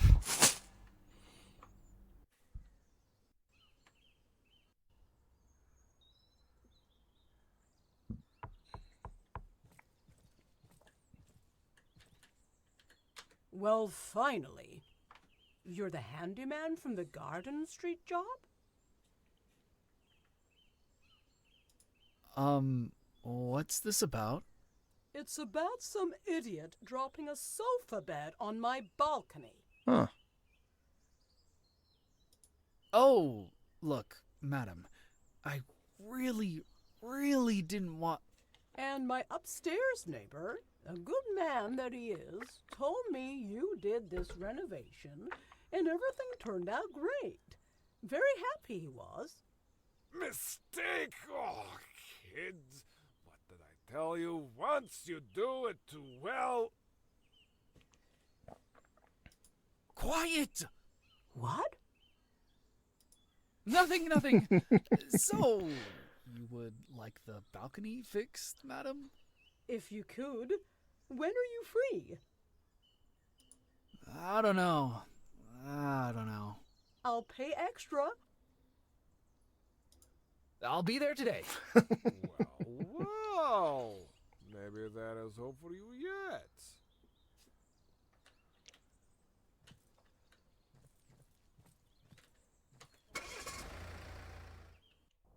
Let's see how long this demo runs. Now we're back here.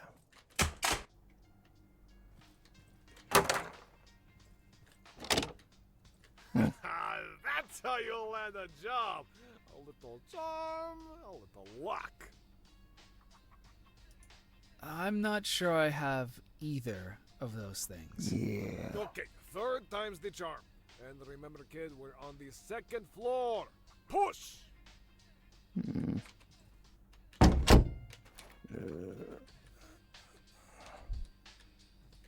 Now I teach you tiling. First, you prepare the surface. The sofa did have the work for you, but few tiles are still standing. Grab the hammer and smash them.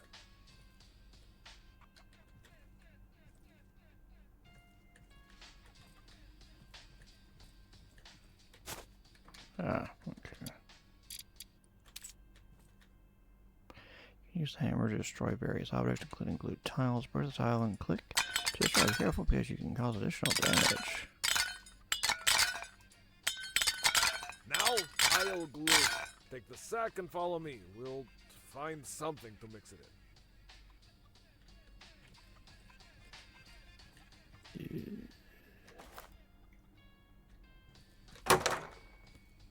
Boo! Gotcha! Lesson 2. Real master never brings everything. You always forget something, then demand it from the client. And when the client is not here, we help ourselves. This bowl is perfect. Put the glue in here, but not too much. You'll see why in a second. Sofa, that's a poor bastard that got decked in the face by it. It's like trying to throw a brick in the size of a mattress. Something like that, yeah.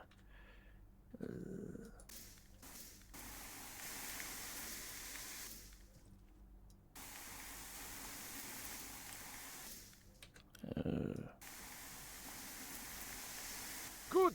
Now, water. It's free from the tap, so don't be shy with it.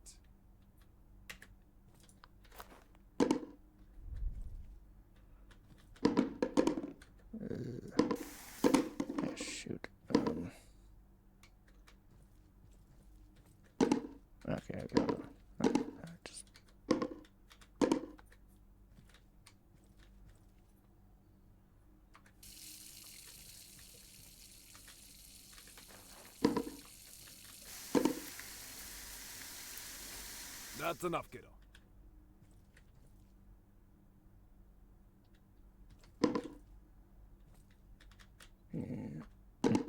And Lesson 3. What does a real master glue tiles with? With tile glue? Wrong! With hope and good wishes. The tile must hold until the client pays, and not a moment, not a second longer. This balance of water and glue, perfect. Understand? Good. Take the mix and hurry to the balcony, kid.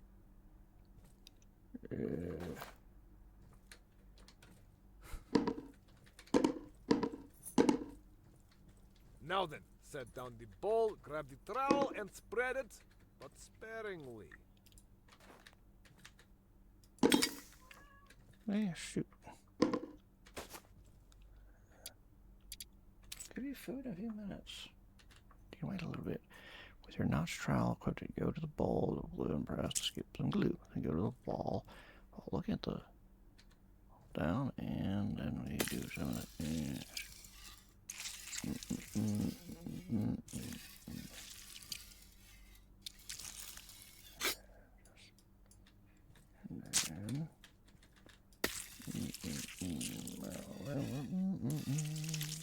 Glue tiles nice and neat, but keep the grout lines wide. A nail's width. A toenail's. A gorilla's toenail. The fewer tiles we use, the better. Every tile saved goes to the next job. Or to your own home. And the crosses? The little spacer crosses? To keep it even? That I do not know. I am an atheist. Ooh, we do not have all day.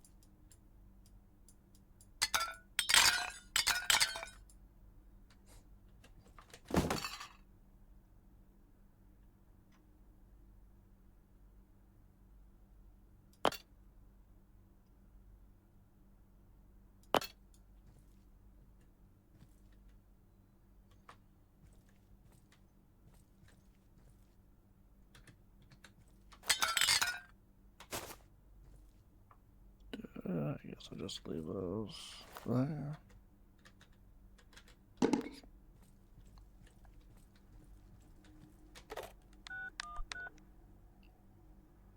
The way I see it, my pension looks even brighter. The tiles are even and clean, and the sofa has gone down like the weight of my worries. Now I have a balcony that's lady on TV.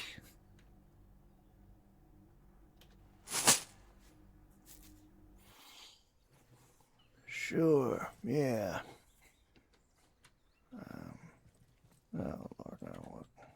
The Unity Housing Cooperative hereby invites you to participate in the annual Super Handyman 95 contest. Applications now open. Janusz Kielbasa. Sorry, what? For 20 years now, Screw organizes this prestigious Super Handyman contest. It is the biggest event of the season. All the top masters come and take part. Every year I enter, and every year I am this close to winning. But there is always Janusz, the Screw president, that thief. Hold on. Screw? Society of Construction and Repairs Engineers and Workers. And who runs Screw? That goddamn kurwa miserable son of a whore, Janusz.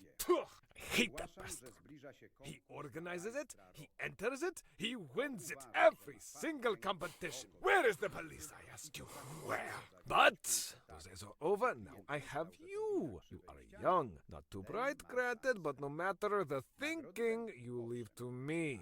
Janusz, get ready, you kush. Meshek, this year you fuck this Kalbasa for me, and you fuck Kalbasa hard. That definitely wasn't in the job description.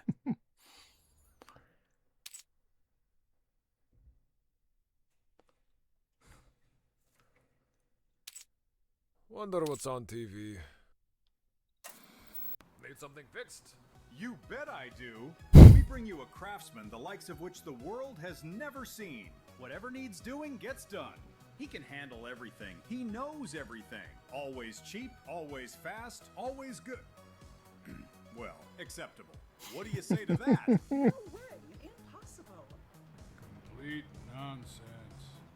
Sir, go And yet, with us, it's possible. Painting, filling, tiling, paneling, anything you can bang onto a wall, we'll bang it. On top of that, flat pack furniture, window fitting, and much, much more. Zabish Buildex Limited.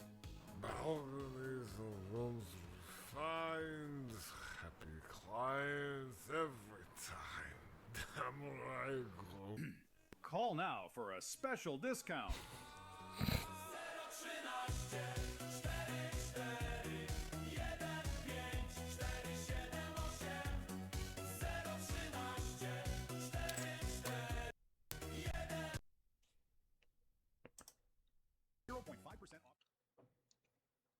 Just in case there's something that might inadvertently.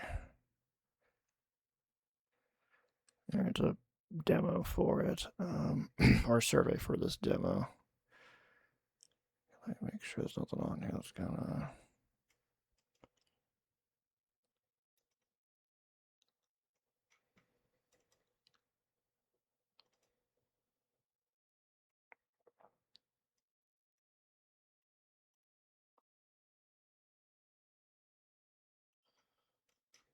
Okay, let's see if I can do this survey on my own time. Go back to the game. Holding those out with glue. With glue. Thanks for playing the demo. Thank y'all for making it. Be the next to Mount Home Improvement. Ish. Kind of what you're doing. Ish.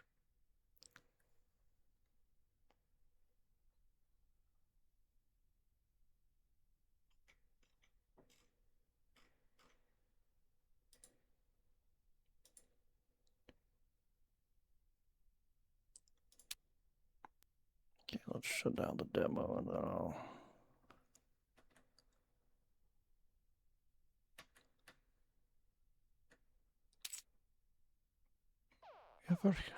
Have a 0. Wait. Not that kind of game. Let's look at the store page. Did you even watch Home Improvement? I probably watched some episodes of Home Improvement. I feel like that's probably one of those shows that Mom and Dad watched when I was younger. Ray 2 RGB.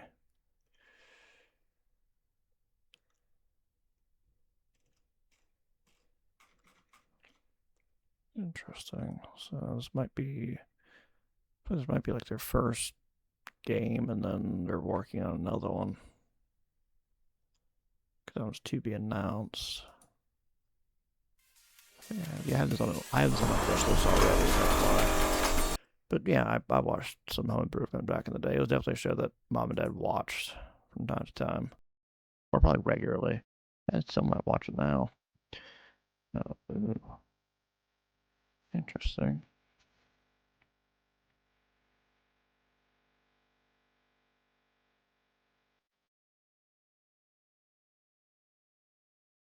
It looks like this might, I don't know if it's like a one-man team or not, but cool, interesting. Okay, so I need to figure out what I'm gonna do next. Right now I need to feed Olive before she keeps meowing at me. So I will be right back in a minute or two.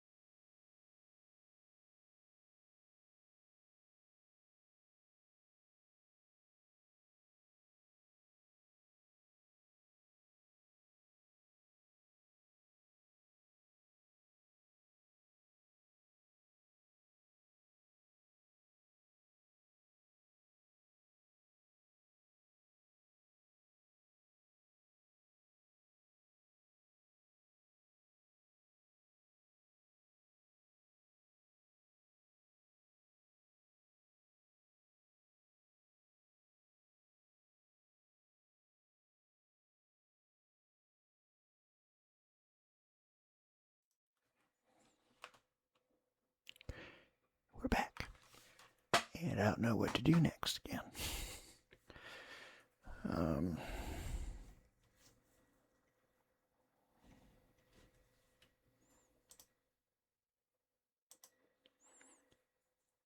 Yeah, it usually helps for Olive to be fed. I think at least it's good. Okay, so I'll keep that in mind.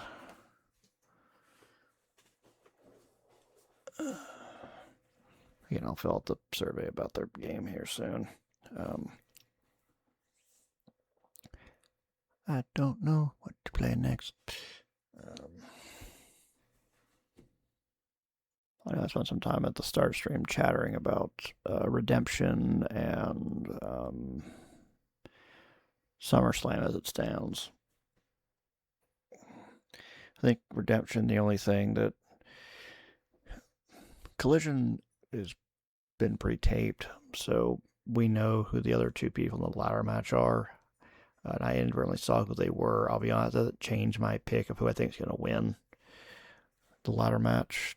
I think the ladder match is to determine no one contender for the international title, and based upon that, they announced Jack Perry's in the ladder match.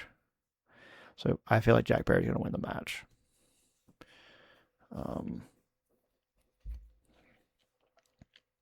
Then I looked at SummerSlam. There's a lot of them. Like, I really don't know for a lot of the SummerSlam stuff. And so I oh my god, I don't know who's going to be. It's looking like I don't know where they're going. Yeah, I always go to the Wikipedia because I haven't seen it yet. The Wikipedia article for each event is going to get updated as soon as there's any information. So if something is pre-taped, it's going to be as soon as people can get their hands on the results, they'll put it up. But yeah, it'll still be. It's AEW, so it's worth to watch the matches usually. I mean, if you know the outcome might be, a good match is a good match. Also, there's times where we know who's going to win. Like, for example, we have Omega versus Kevin Knight for the world title. You can't make us think that Ospreay and Omega are going to go at it at Wembley and then say, nope, never mind. It's not him. Though also, this is going about because apparently Ospreay or Omega was supposed to... I try not to look them up either. Again, I was trying to make sure that our prediction sheet was up to date, which I should know by now not to do that. It's not like I've gotten any major spoiler from doing that, but yeah, I was trying to make sure I don't let the prediction sheet slip up underneath me. Of course, if I just finished it during or after a Collision, I don't think you would mind too much. But what was my thought? Forgot what my thought was. I feel like it was really, but apparently, like, Omega was supposed to win the title from MJF at Redemption. So the match that we had at was Beach Break a few weeks back was supposed to happen at AEW Redemption to be kind of like Ospreay's but Omega's redemption in a way to like, hey, he is able to come back. It wasn't the end for him after all this time of diverticulitis and all that. He was able to win the title, which that would have worked better. But apparently MJF thought that or advocated for for Omega's world title win to happen at Beach Break and not Redemption for whatever reason. Made an awesome moment regardless, but I think it's also why they call it like AW Redemption. Because like kind of like a redemptive moment for Omega to like, hey, I can still do this. So yeah.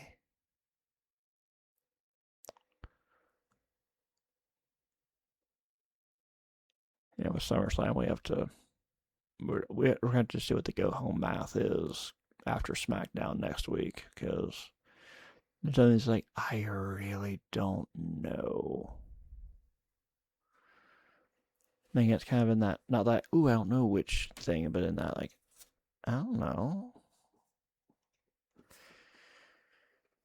But there are some of those matches for SummerSlam that are pretty definitive. Like, Opa Femi's got to beat Brock Lesnar at Hell in a Cell. There's no other option. If they go another way, what are they doing? Kind of thing.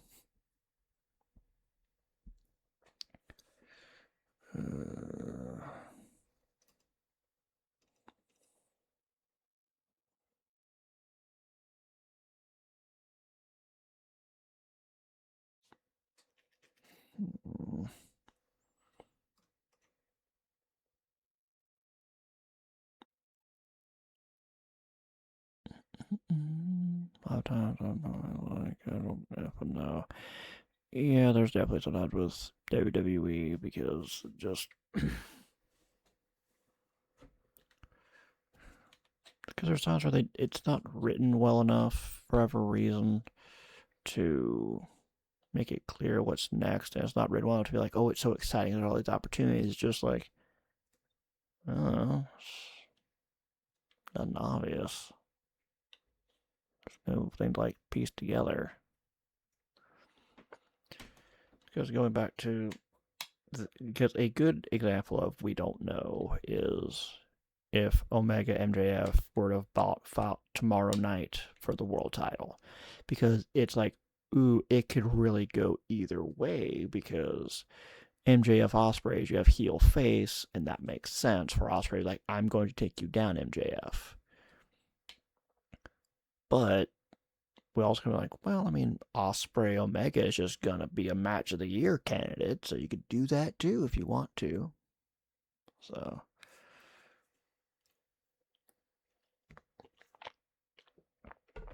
I guess that our like personability is a good thing because we know where it's going. Again, like Oba beating Lesnar, that's predictable, but we know what's gonna happen, so it's gonna be about telling the story, and it's gonna be awesome to see Lesnar. I think that if WWE is going to do a rare exception to their no bleeding policy, it needs to be here for Oba to say, not only did I beat the beast, I made the beast bleed. Just to give him probably like another awesome thing to talk about when he's, the ruler, the bringer of war, and like, I made the beast bleed.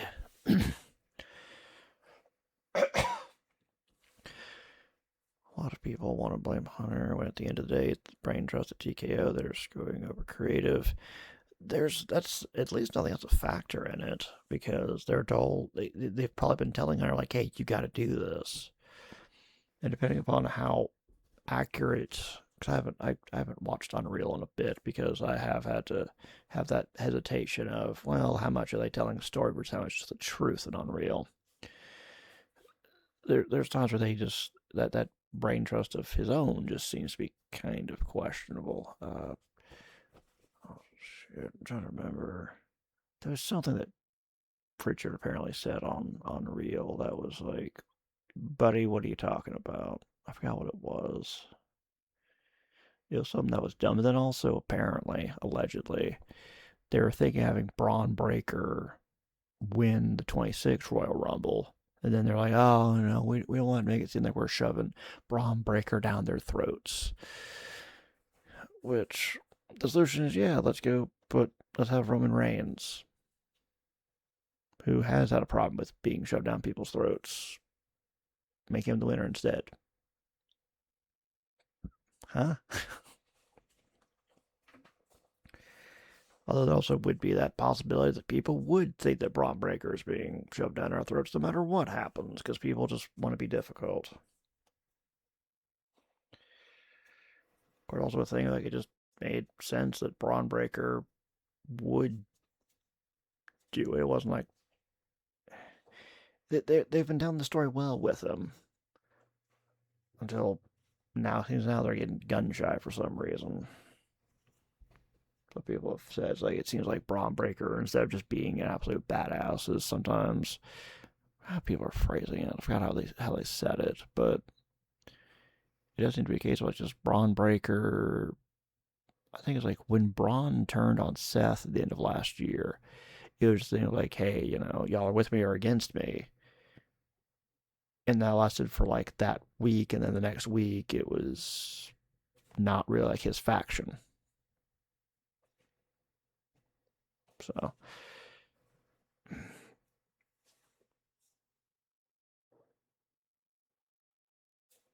but yeah, it would be interesting to see how much better creative could be without TKO possibly just like interjecting on like, hey, you need to do this now, or hey, we want you to push this person, or hey, we don't think this person earns money, so they're fired right now. there's probably just some degree of like Hunter is somehow kind of screwing up.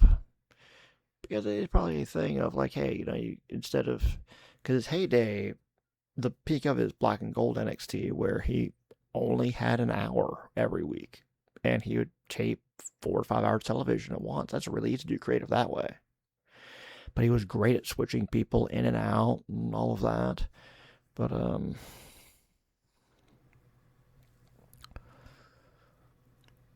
yeah, like it could be hard to say, okay, now you make 5 to 6 hours television every week, and it's all live. I haven't watched a lot of Unreal, to anything that I. This person who doesn't have this news, the constant wrestling news all the time.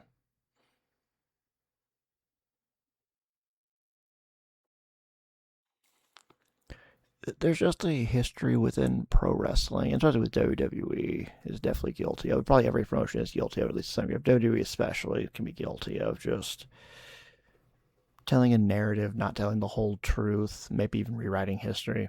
They can be very guilty of it, because for a long time they were the only game in town, so that certainly didn't help, and they own the WCW and ECW libraries, so...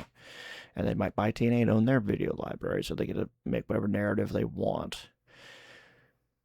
Although we live in a time where it's just, 1, we have the internet, and 2, we have other promotions. So it's like, you can't just, like, pretend, WWE still kind of sort of lives in their own bubble sometimes. Which, it's like it... I mean, why not? WWE does stuff kind of differently, whether they've been a bit more of the storytelling folks and not the pro wrestling folks. That's AEW's thing. AEW's thing is to be the pro wrestling folks, along with everyone else. But I think with Unreal, people will call stuff out and just be like, that seems suspect, or just it doesn't... There's probably a general just giving anything that comes out of WWE the side eye, because there is such a history of telling the truth, not telling the truth, or telling a half truth, or spinning a thing a certain way, and of course, like, there's editing, so you can just make it look any way you want. You make somebody look brilliant or like an idiot if you edit it just right. So, but there's things like, if you look at some of the decision making they're trying to say on Unreal, there's times where it doesn't make any sense. I don't follow Wrestling Observer. Dave Meltzer, I think it's just like a lot of people. I think also Dave Meltzer occasionally gets a bad rap, because somebody pointed out, it's like there's times where if you listen to what Dave Meltzer is actually talking about, sometimes he's not saying, this is the truth, this is what happened. There's times where what he's saying is, this is how I think it might be going. This is my opinion. This is what I think this is my speculation. And people will latch on, oh, Dave Meltzer said this, and when it doesn't happen, like, he was wrong. It's like, no, he was speculating, just like other people do. But there are other times where he does say stuff and he's absolutely wrong about it. And there's probably, it's either A, he's just following way too much stuff and his brain got scrambled, or B, people are lying to him, for whatever the reason might be.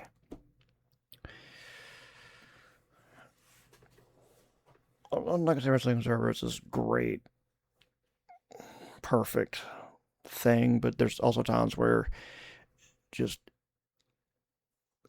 probably more often, there's probably, again, several occasions where Dave Meltzer gave speculation or his opinion. He's not reporting stuff all of the time. There's times where he's just speculating. Just like you or I might. He might just be saying, this is what I think is the case. Yeah, Dave Meltzer's been out this for a very, very, very long time. And there's definitely people are going to hate on him throughout the industry because he was harsh to them. And he probably rightfully so called out that they were dumb or they did something stupid. I don't think anyone went so far as to take that personally as Herb Abrams of UWF, where he had the jobber Davey Meltzer.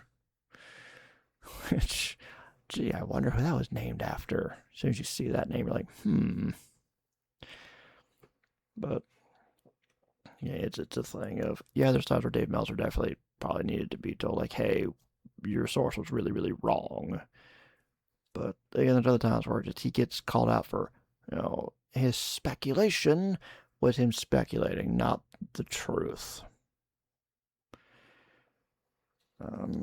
Sean Ross Sapp and Fightful Select, they seem to be, if there's any source I'm going to trust fully, it's going to be them, especially Sean Ross Sapp, because Sean Ross Sapp seems like if he says this is what's happening, he has the sources for it. And if he doesn't know for sure, it's either this is what the rumor mill is, or he just says nothing. People ask him, he's like, I don't know. I don't have sources that say either way. Sean Ross Sapp is very careful about what he says. And Dave Meltzer's getting up there in age, so there might be a degree of, like, he is getting his wires crossed. But I want to give out wrestling news. There's 1,000,001 other sources out there who actually know. Well, I think there's 1,000,001 sources that are either aggregators or they're making stuff up. It's volume is not always indicative of anything good except for just volume. There's plenty of places that they'll just report and aggregate what Fightful Select and a couple of other, at least somewhat trustworthy sources say. Because there's some sources that they absolutely just make stuff up. Maybe follow Sean Ross Sapp. I think on Facebook, Sean Ross Sapp, okay, just be calling them out, just being like, this is slop, this is a lie, that was never said. And occasionally, like, hey, if you're going to report this, how about you give us proper credit, because we reported it first. Don't just say this like you reported it. We reported it at Fightful Select, so, like, give us our truth. So it's not necessarily, because there might be some weight in, like, hey, if you see, like, 10 sources saying the same thing, but it also might be 10 sources just saying what, like, Fightful Select said.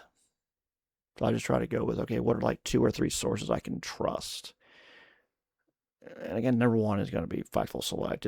I'm not going to say they've never gotten something wrong, or Sean Ross Sapp never gotten anything wrong, but again, it's like they don't get hated on like in Wrestling Observer or Dave Meltzer or whatever. And also there's people that just, they get, Sean Ross Sapp, it's good to call out Dave, yeah, he is.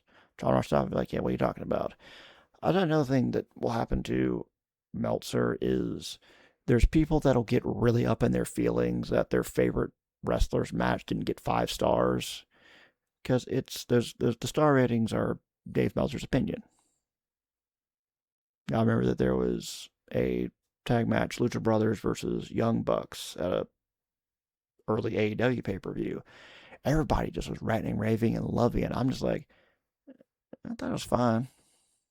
I didn't think it was this best tag match ever kind of thing, but I'm just like, well, seems fine to me. I don't think it's fantastic.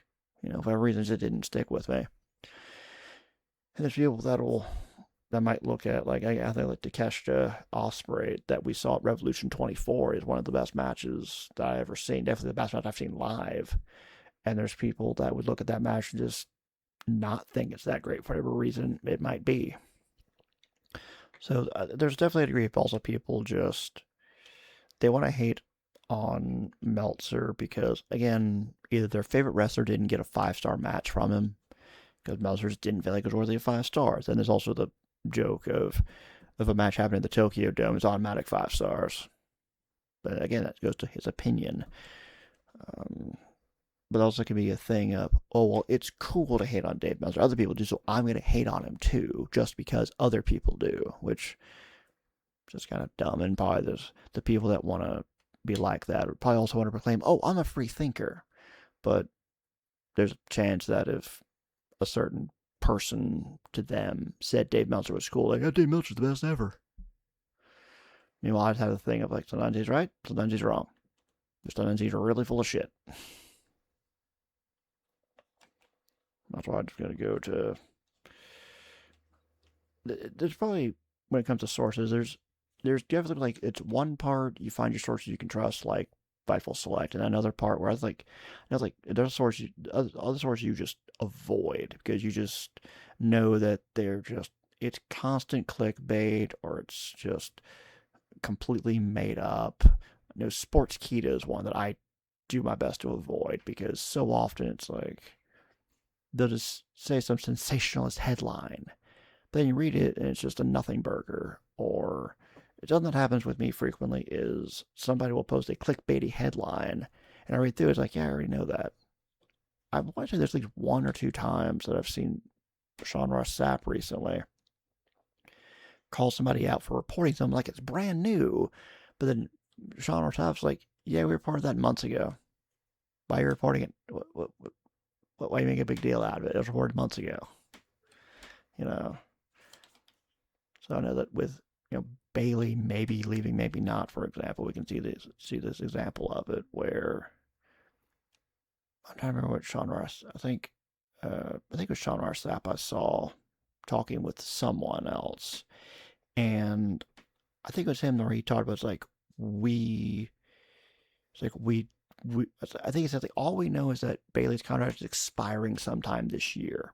That's all we know. We don't know when. So Saturday Night's main event a few weeks ago, that might have been Bailey's last match. We don't know. We don't have any report that she's signed a new deal. But that's about as far as we've got, is we don't know, because we also don't know. I think that's one, like, we don't know if injury time's been added as well. And that's as far as Sean Ross Sapp goes. I think that's probably as far as I know, at least of the people that I follow, Wrestling Observer included. That's as far as we've got. Is maybe she's in, maybe she's not. I don't know. I feel like that Bailey and Lyra need to have one more match. Last woman standing, street fight, I quit, something. And I don't know. May there be like another match and Bailey wins it, so it's a rubber match, and that becomes the super violent, finale. And after that, Bailey leaves, potentially. Because Bailey has done, well, for one, we know that a thing that Bailey could easily do, or probably at this point Pam could do, is go to, I'm trying to remember what Bailey's name was outside of WWE before she signed. I think Pamela Rose, I think.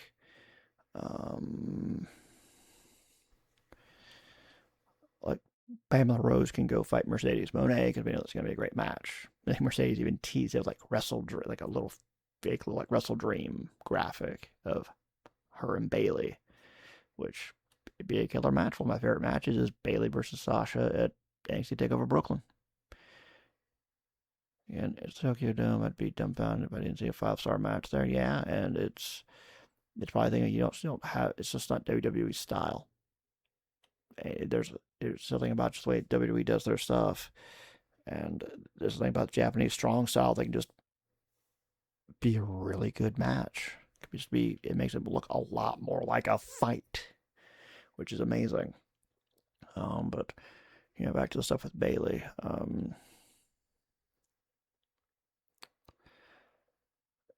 We don't know. But I wouldn't also be surprised if like Bailey's looking around just being like, I mean, she's probably going to be used to put people over. And Bailey says she's one of those similar to Asuka where it feels like, oh, she's so underutilized, she should be used better and treated better and all that. But then you look at the championships and things they've accomplished, and it's like, she actually was treated like really, really well. Multiple world titles.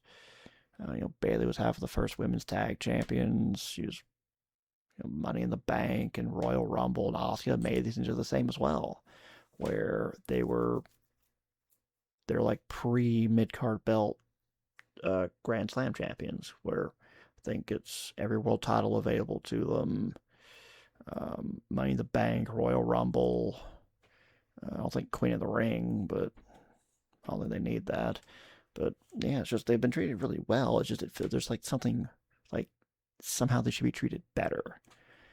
I think it's when you compare them to like Charlotte, who's gonna be the Ric Flair of world title runs because she's at 14.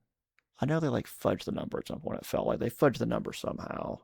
One time with her, they fudged the number at some point, and then where it's just like maybe they're being the weird like they started counting or stopped counting for a bit the NXT women's title. They didn't count it the first time, and now they are, and just yeah,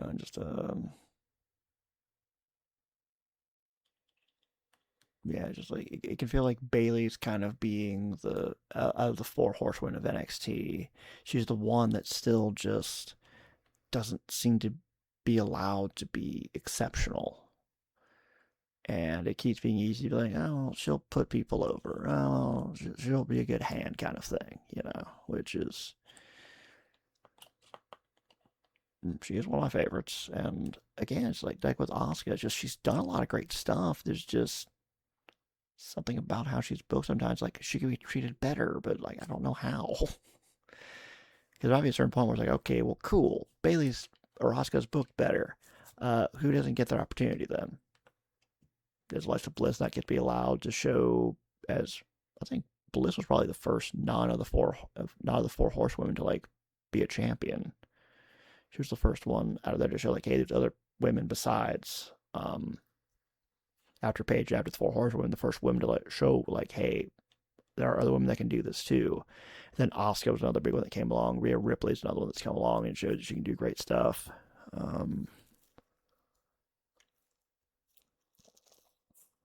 And there's at least one other woman that's done like really great things since then.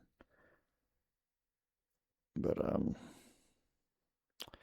isn't a strong style not ideal for having a long career? You can only get the dog shit kicked out of you so many times before the body just flatlines. Yeah, it's a very rough style. In particular, the thing that's really bad about it, it's not, because there's a lot of like strikes, which that can kind of hurt, but it's just if you like, you can deal with being struck a lot. It just hurts a lot.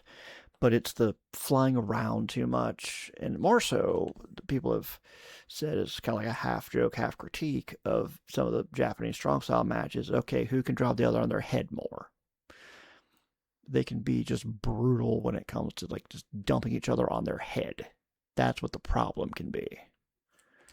I think that's more so what it is. And it probably doesn't feel good to keep being chopped and kicked in the chest. But I mean, I also think that one of probably the safest wrestling move, theoretically, is a chop to the chest. Because just if you do it right, it sounds bad. And, oh yeah, it blizzards your chest or whatever. But I mean, just you like make sure your chest doesn't get infected. And there you go. Because if you think about anything else, oh, that's suplex. Well, a suplex, you can be dropped on your head, or you can land wrong and screw up something. Well, but a high fly move. Well, a high flying move, you could land wrong, break your neck, you could, wreck your knee or whatever. If you get thrown around where you could land wrong and separate your shoulder, but you're just going to get hit in the chest, especially if you've got enough muscle there.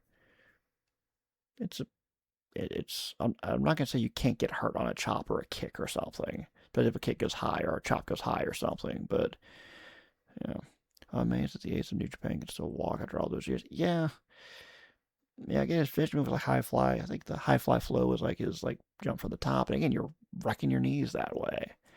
And just he and others are definitely just gonna probably needs knee replacements at this point, because you do splash from the top for so long, it's gonna wreck your knees because you're landing on your knees, obviously. Oh god, I'm happy I don't have that knot in my spine anymore. My back's still kind of tired from all of that.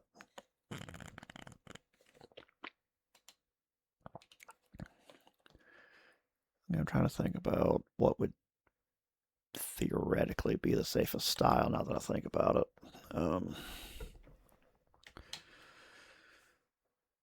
Because from Mexico, you actually have two styles. You have the Lucha Libre high flying style, which we've talked about. High flying is high risk, you can screw yourself up. And then they've mentioned the name of it a couple of times in AEW, that Hechicero and Angelico that's more of a submission style.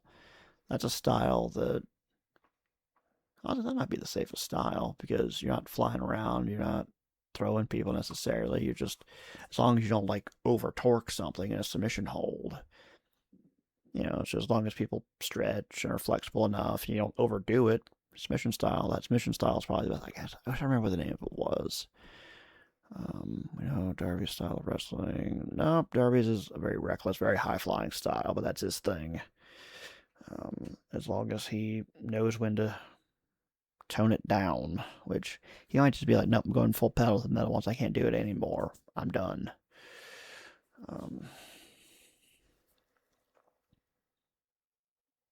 Trying to think of the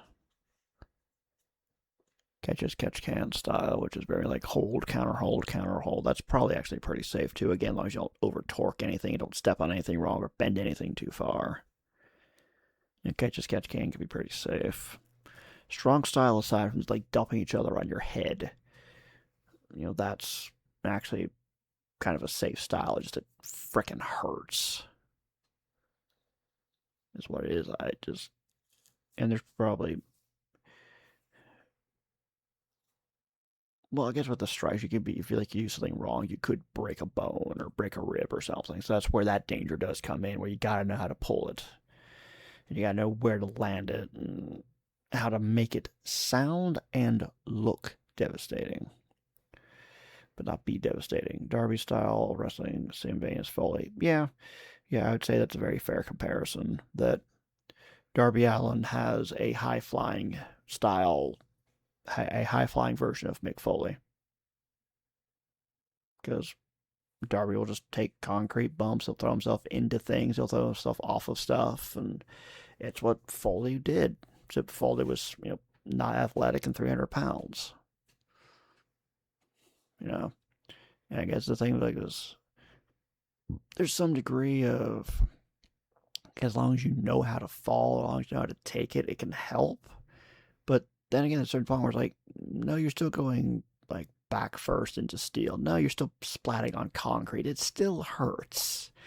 You're still, like we saw at Revolution, falling from a high height, going through glass onto padding about that thick on concrete. There's not really a good way to take that. That just sucks. It just hurts.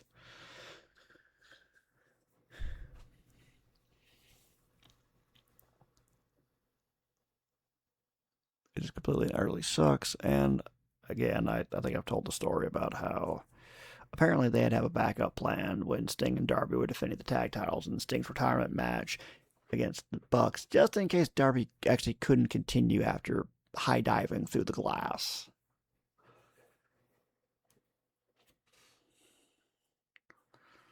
Which shows how completely stupid that spot was. Hell of a visual. Especially, I think I saw like you and I saw it like from the stands, but you can imagine how they shot it for television. Like it's low and you see like Darby's like falling, you know. I think with one buck pulling the other buck out of the way. Go through a flaming table. I think he did actually, yeah. Yeah, that's right, we went to a blood and guts. I'm pretty sure it was a flaming table, at least a table. It probably was a flaming table. What we're talking about, of course it was. Because I think it was, Gabe Kidd was involved as Darby Allin, blood and guts. Of course it's going to be a flaming table. Who are we kidding? You know, let's go back to DrainSim, why not? Something to do.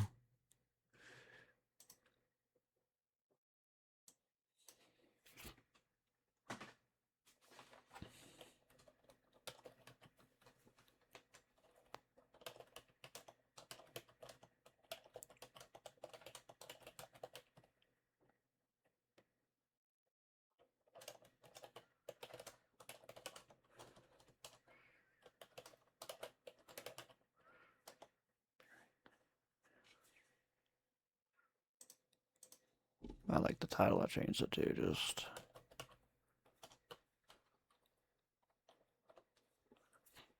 Sims.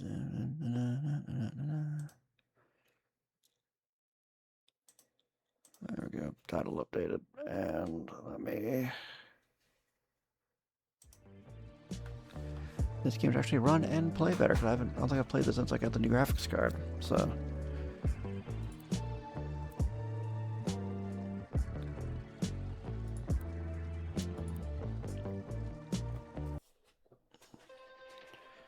Yeah, I'm almost certain we could probably go. I think on HBO Max probably could see also no longer start, but visually, things Looks are like I can improving. watch it now. The Or maybe rain there's still a bit of paused, but the time. canal at the outskirts DrainSim of sounds town neat has and been at basic. capacity for days. Sim Drain sounds like One a side of the forgotten canal game by wall is Maxis. cracking and starting to bow Could be. outward. Yeah. It is extremely close to collapsing. And directly behind it sits the old church. On the bright side, at least we'll have good lighting if it happens. Yeah, Sim Drain does sound like a game from back in the day there. Yeah. Shovel buckets, rake, inflatable barrier.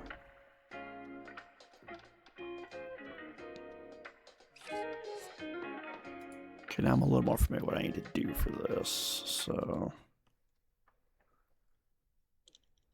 Oh, this game will run a little bit better too. I think I remember last time I was trying to like just reload to the level and it just kind of like, the timer ran out, but not time to flood yet. Which is a problem, obviously. Obviously.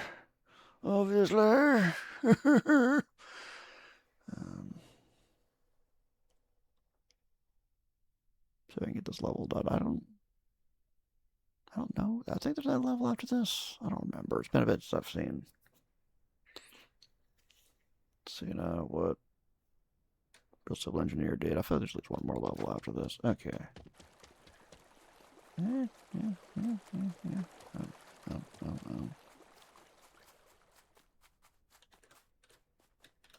That's a question. Where is my stuff?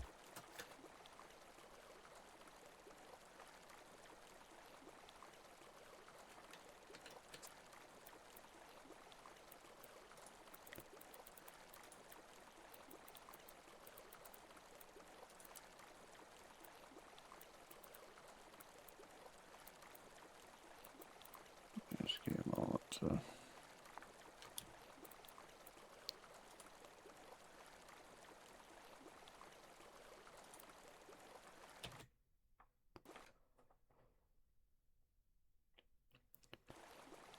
Well, an SSD problem now. We're having a problem of just the graphics card and or processor doing its thing.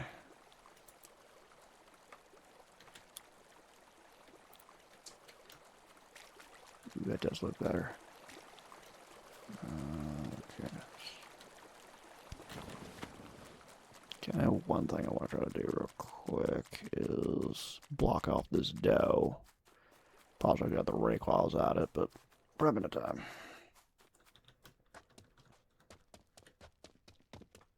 Hopefully this will reach.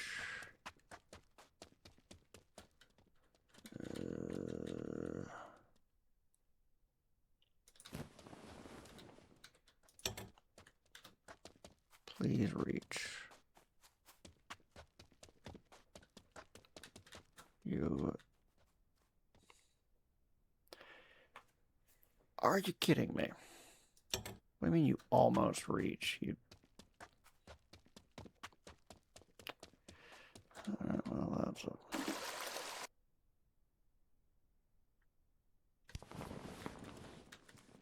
Oh, wait, was it? Or was it? Was it filling up?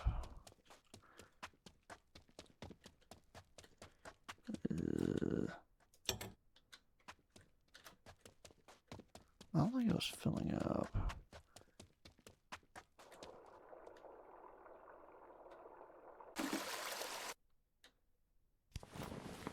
Yeah, screw it.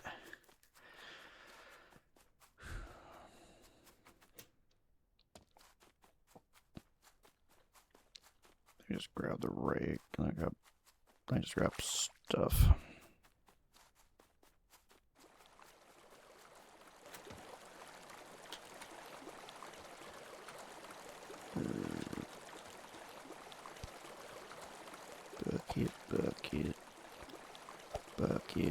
Bucket. And follow me on this. Bucket. Doors, rectangle, that goes around.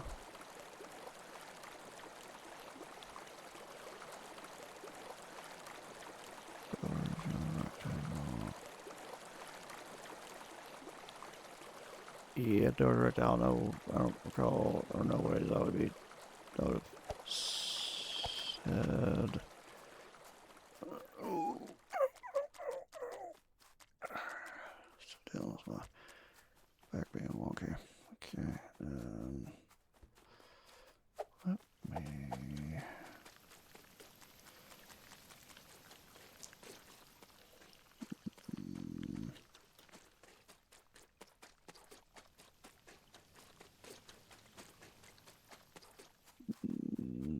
decision.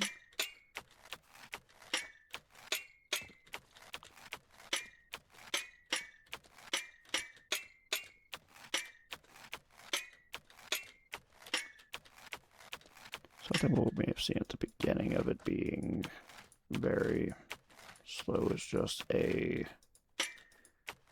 problem of making sure that it, like, just initial loading. That's something that just the code would need to fix.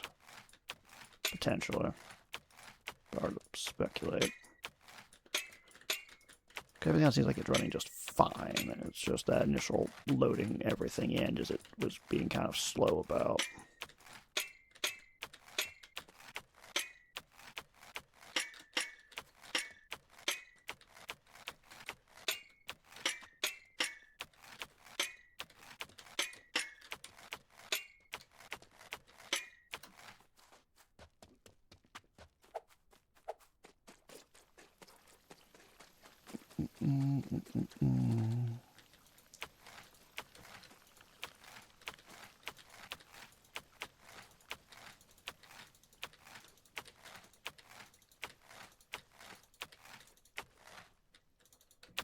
Going to attempt to direct water more like this.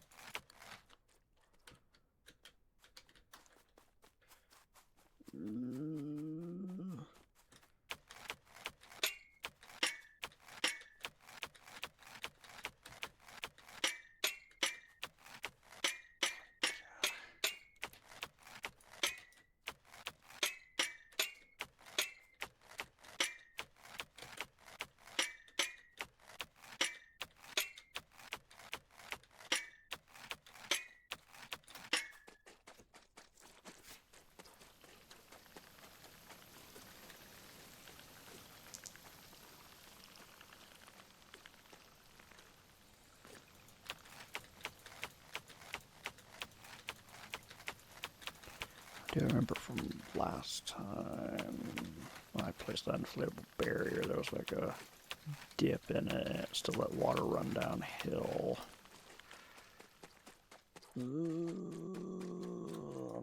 Probably just kind of in some way just trying to limit the damage. So we are going to run over here real quick.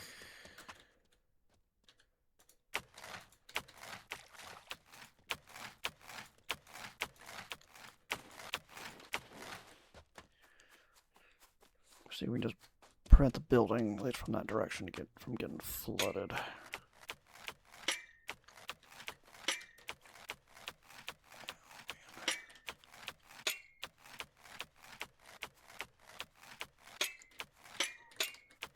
Digging it all up, hopefully. I know where I can place that one barrier.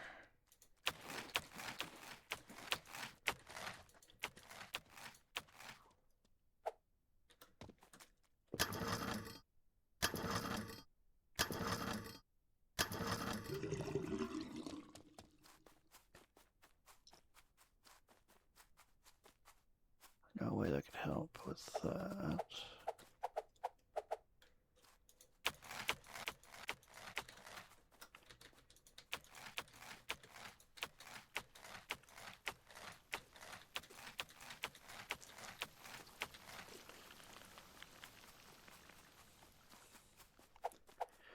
Run, run, run, run, run, run, run, run, run. What else can I since I gotta run, run, run. Run, run, run, run, run, run. Water's coming, oh shit. It no good, it no good, it no good. It no good, get the church wet. It no good, it no good, it no good. It might cause some mold, which will be grody.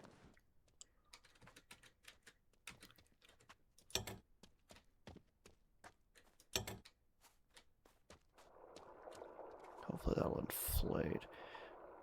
How long have games with the 92,000s that load in a few minutes or less? My top SSD is magic. Yes, and you still have games that load really quickly even now. Again, I feel like any weird load times on here might just be the game to be optimized better, SSD or otherwise.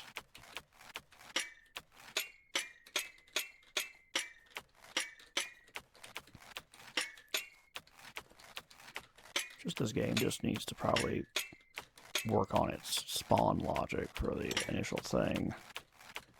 Or maybe there's some setting I can... Well, no, this GPU and the CPU are powerful. It's just the game just needs to be optimized a little bit.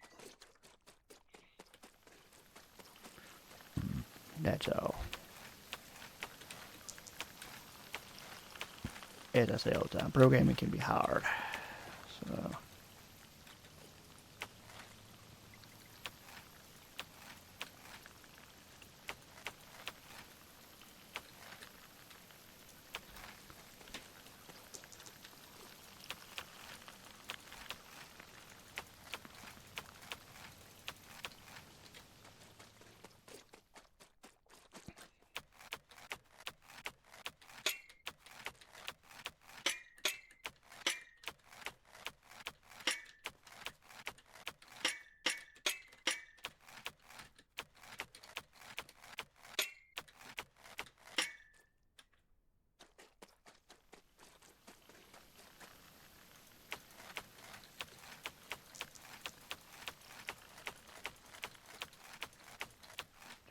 What I probably should have done is tried to trap it up here and then just force it down that way.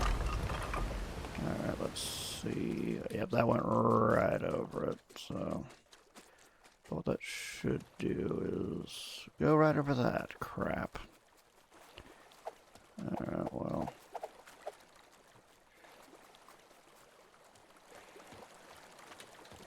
It probably at least kind of nerfed some of the momentum at least.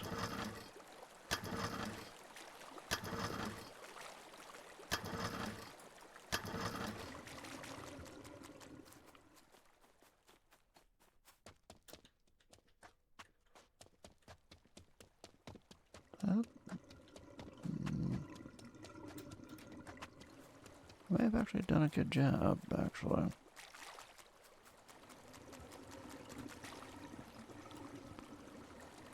Just let the water...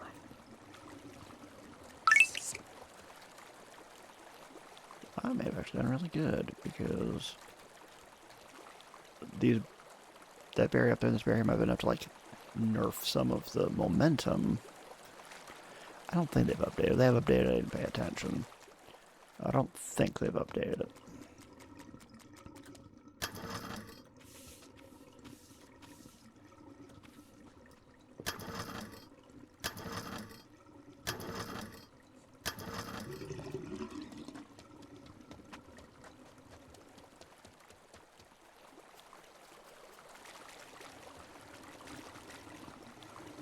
Okay, whatever.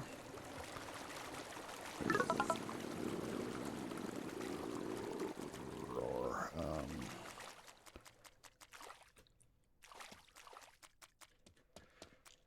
Let's see. How long have I been since I last played it? Now to answer the really simple question. Yeah, the water went that way.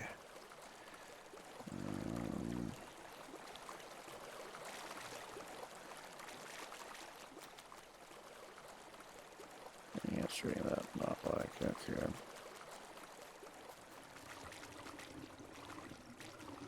Okay, well, it was looking good for a hot minute.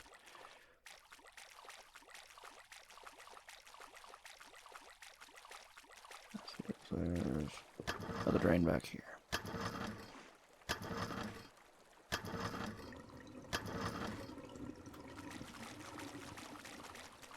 Get that going there.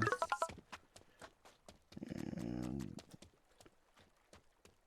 water has not gotten into here. Is there another drain out here?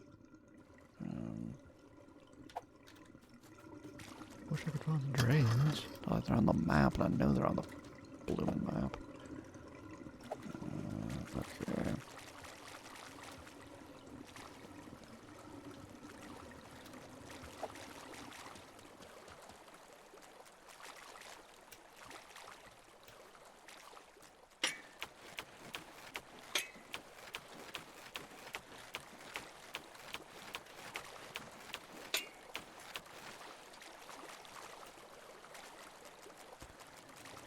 Get updated often.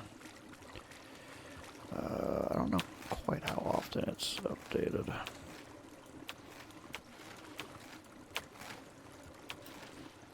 Just for a bit, all I had was the demo, so I wasn't really able to pay attention to it, but I feel like it's probably, what a hazard guess, every few weeks it's probably updated.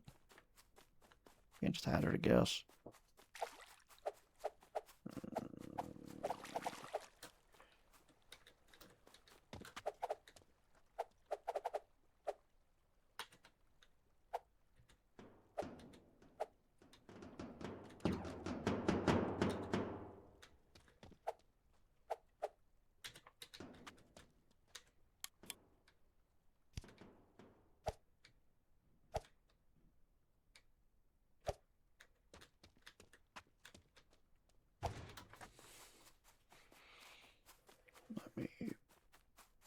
I feel like it's probably every few weeks this game's probably updated, but I would hazard a guess.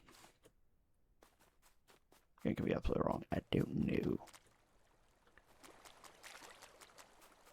Free range for the time being, at least. Yep, okay.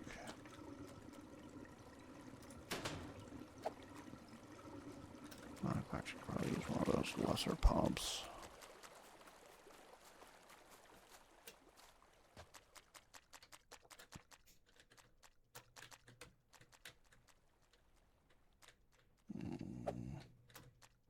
Sorry, having multiple thoughts at once. Let me grab that lesser pump. One of those Mark I pumps. So they can pump up. Oh, yeah.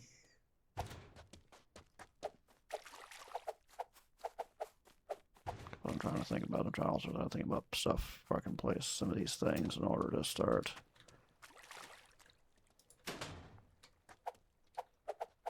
pumping some of the water into the street.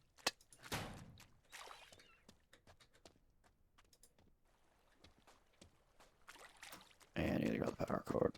That'd be an important bit.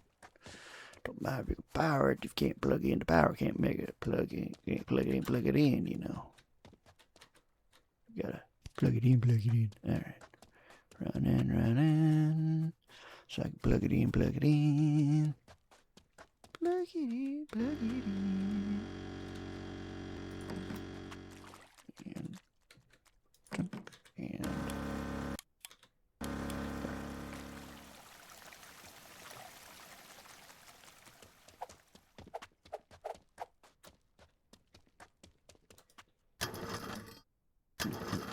And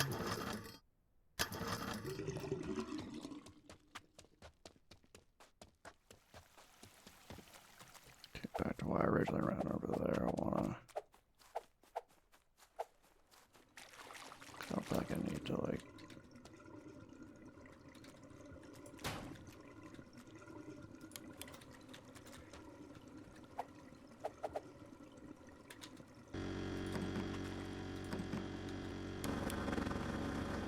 There shouldn't be a lot of water in here necessarily, but just in case, so...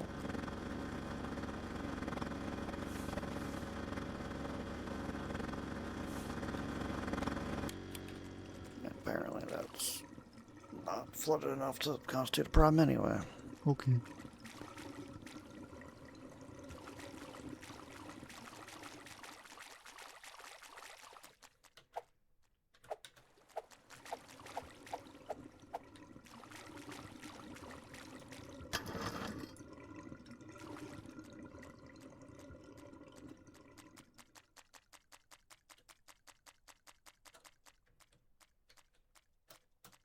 I did actually manage this time to not have the church get flooded. Score. That is what you might call a win. Can't power if you don't have quarter power, so that's Lord of the Rings stuff. It's also just true. We're not dead, it's just true. Give me that.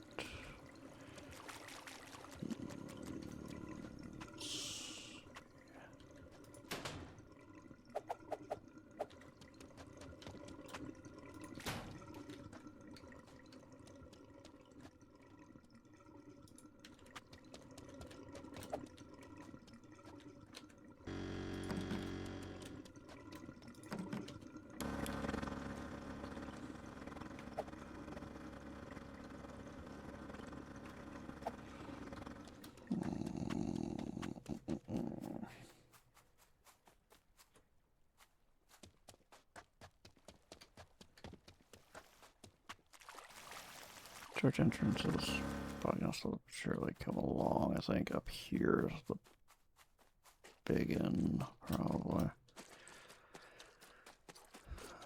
Okay, so we've got all of this.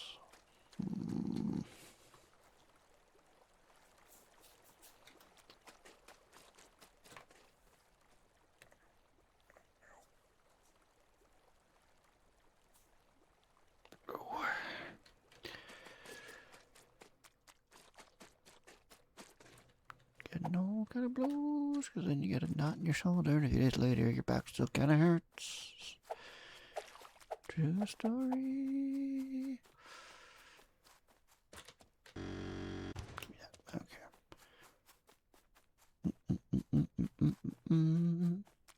Running over here, running over here. Wanna place this generator right here. Then we're gonna put one pump.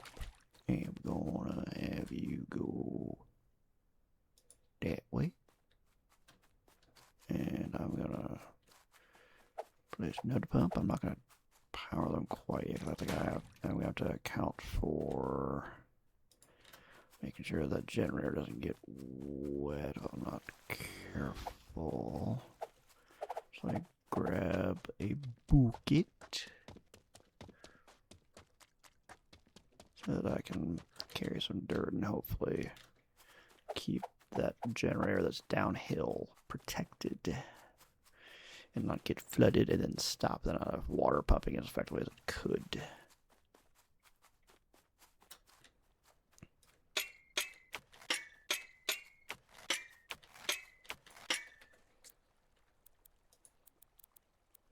This is running really well now. I think it's just the game probably needs to work on the original load into the level. And this game is an Unreal Engine. I feel like you asked that once before. Now you know.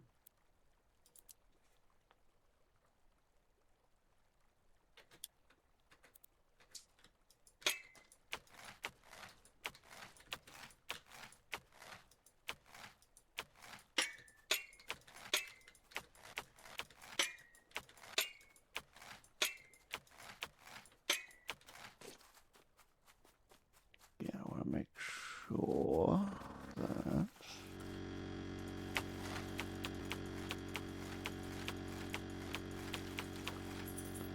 as much as I can that this generator doesn't get wet. Get any moisture on it. Get the moisture. The moisture's back. I get moist. Get the moisture. The moisture. Anything but the moisture. What are you talking about? I don't know. I'm just entertaining myself. Entertained you? Fantastic. Makes you question my sanity? Even better.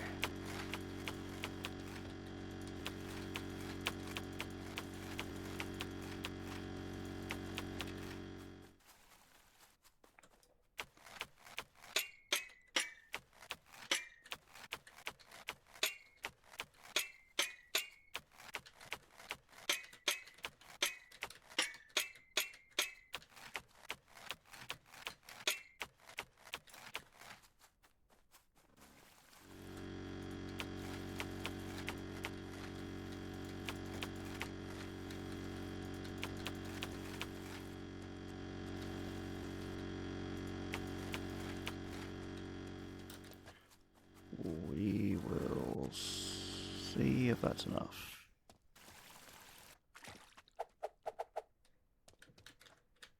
I was gonna see if we can do one other thing. Yeah, that's gonna do anything. So he's gonna get picked up. And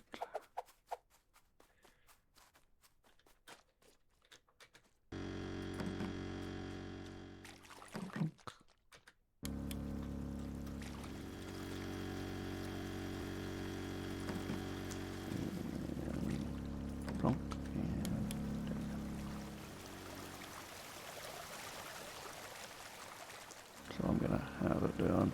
Can't blame you a lot of times. By myself talking out my mouth, whatever. I can't like 3 in the morning. It could be 3 in the afternoon. I'm doing that. Gotta entertain yourself. You know, that's the key thing. If you entertain yourself, then what are you doing? So.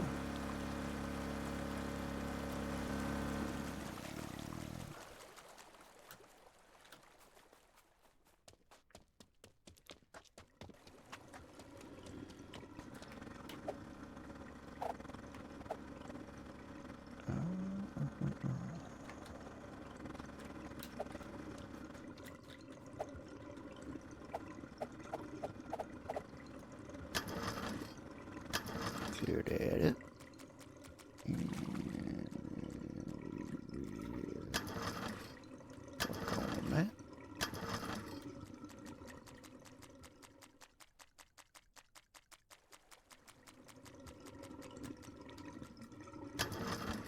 Do a little scrapey. Oh my god, parking lot's flooded. Not for long, it ain't.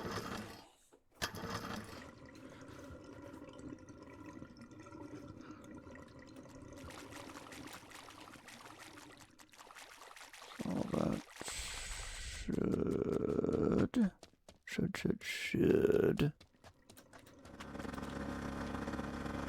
handle that real well, theoretically.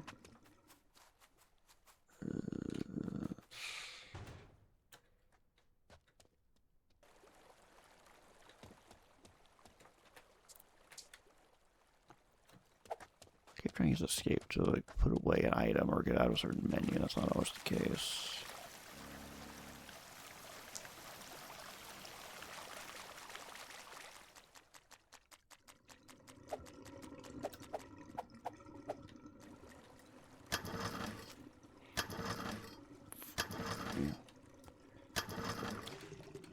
Clear this out. No. Then. Okay, I think I'm gonna need to.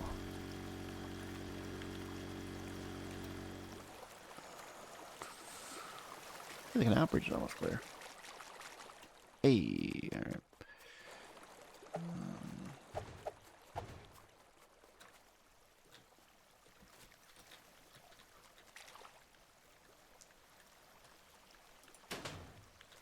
That's not quite what I wanted you to do.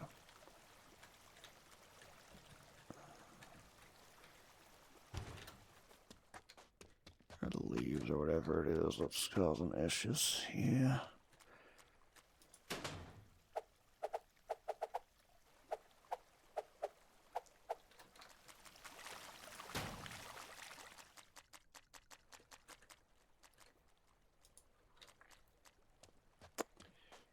Let me try to avoid a possible problem. Well, canal bridge is almost clear. Yay. That's so nice.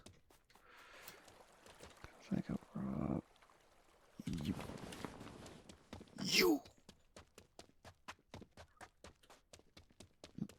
I don't want that going this way, so we won't let it go this way, 'cause that's bad. You're gonna get hooked into this pump.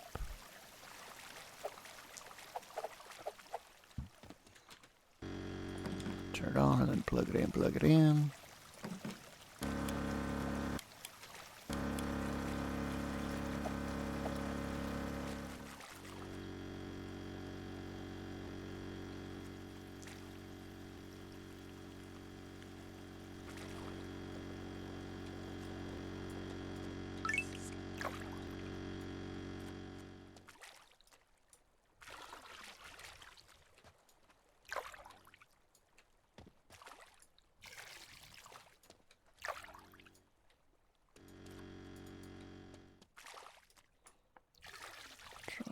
sure this generator doesn't get flooded. I think I've got it working like it needs to. It's still inflating. Church entrance is...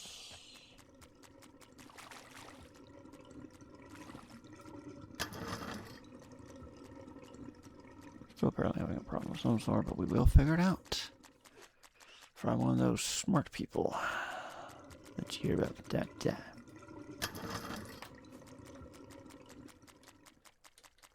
Slash kind of hard-headed probably too, like, no, I'm gonna figure it out, dang it. Okay.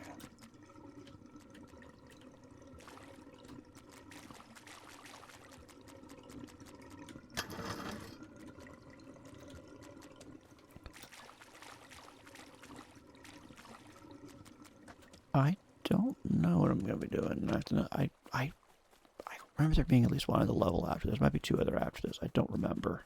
It's been a bit since I've seen the list of levels, but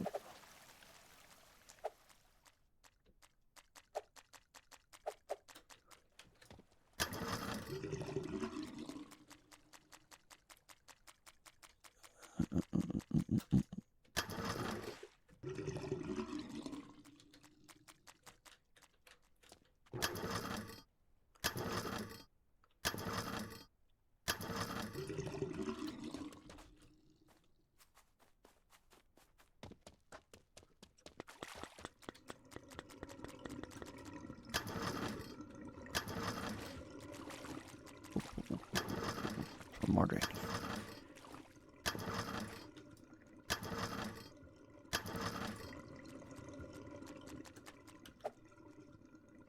Nope, that's the only ones. Okay, this should hopefully get stuff all drained out here soon enough. I'll hope. Good, then I'll be dry. Instead of all wet. Green Cosmo, which would be gross. Don't let things get moldy. Yeah, they're gonna keep being sing-songy, cause I can.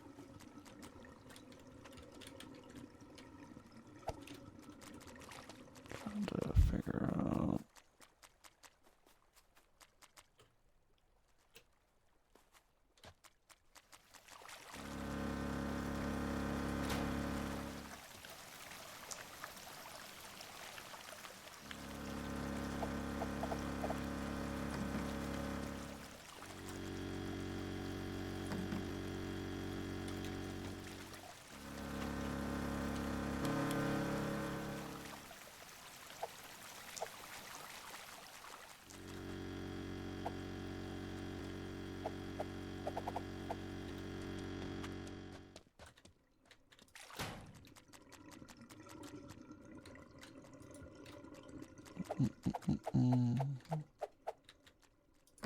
Plug it in, plug it in.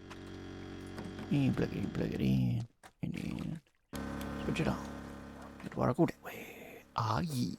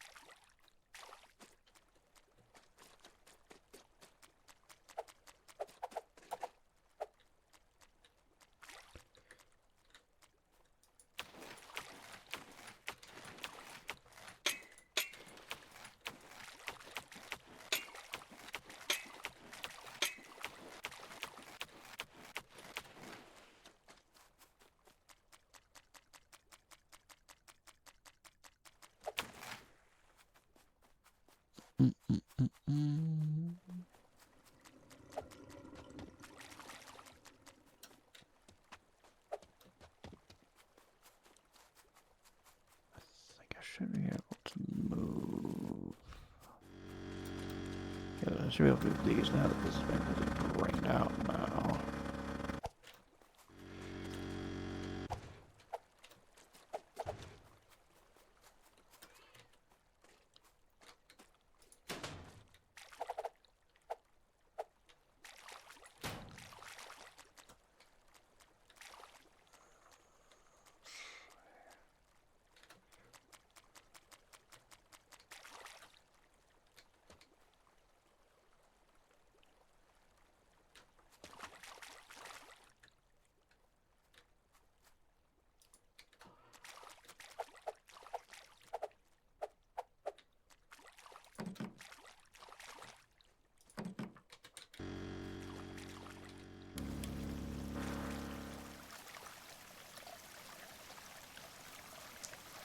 might be able to just deflate that and get that to... But now I know that I just needed that to stop the original wave, but now I just need to drain what's trapped here out, so...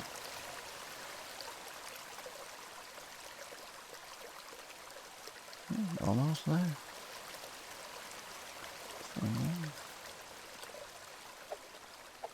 That'd be nice and dry per se, but it'd be nice and not flooded. What are these keys saying?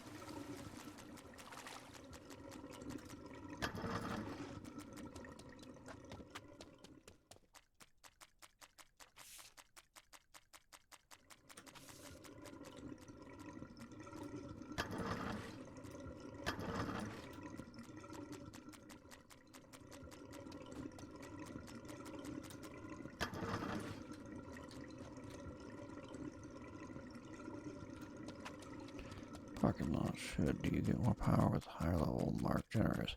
I don't think there's high level mark generators. If there are higher level mark generators, it's probably you can connect more stuff to it. Or if it's two outputs, it's 3 maybe. I know there's high level pumps, which can pump more water, but I don't think there's a thing of having to worry about like, oh, my generators don't make enough power. Might be there's not enough power connectors. That's about it.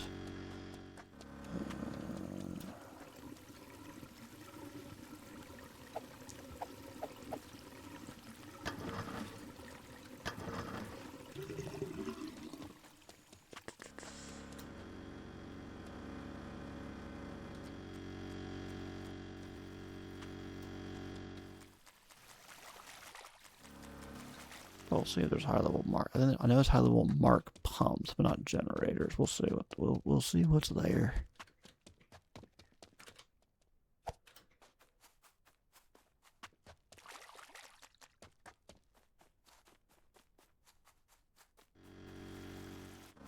Yeah, I'll start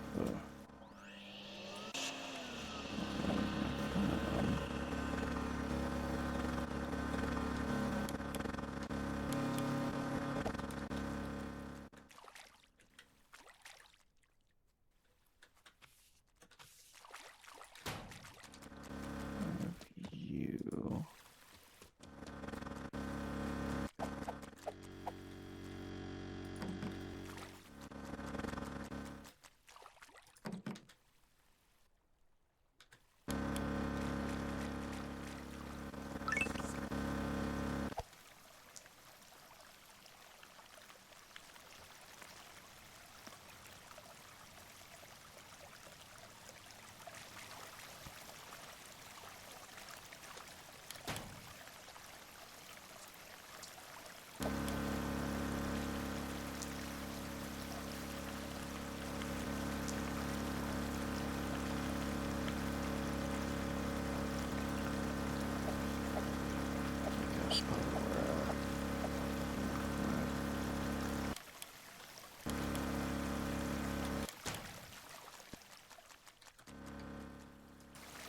Never moved the hose from pumping that up to dumping it further down. Whoops. My mistake. Okay, now we just need to... Probably these certain parts need to like wait for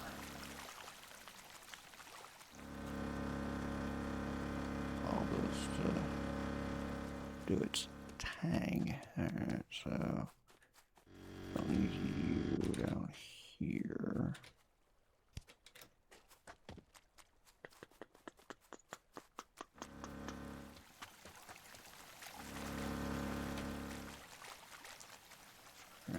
You and have you go right here, and I'm gonna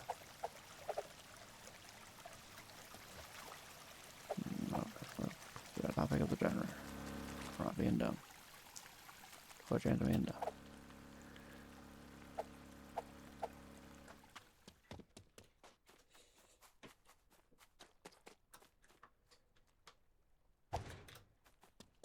There.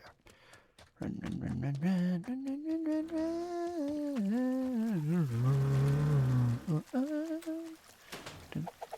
And plug, plug.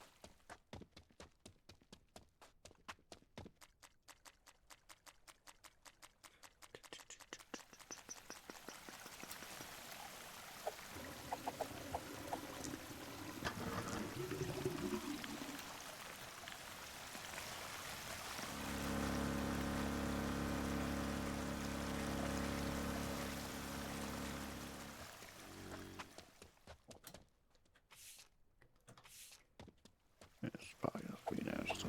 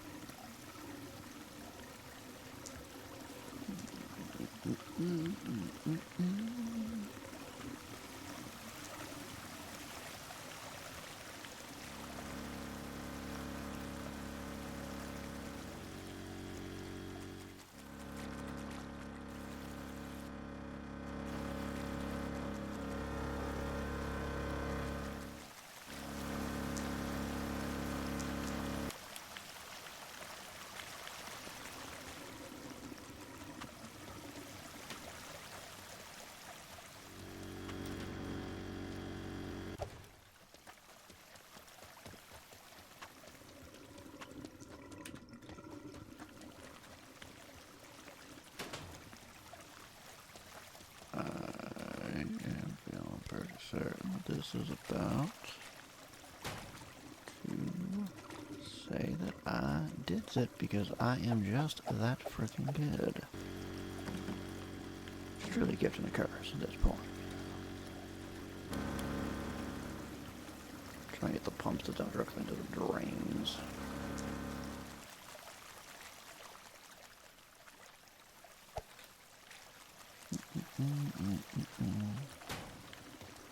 Because it's gonna cook it. Thank you. That's good.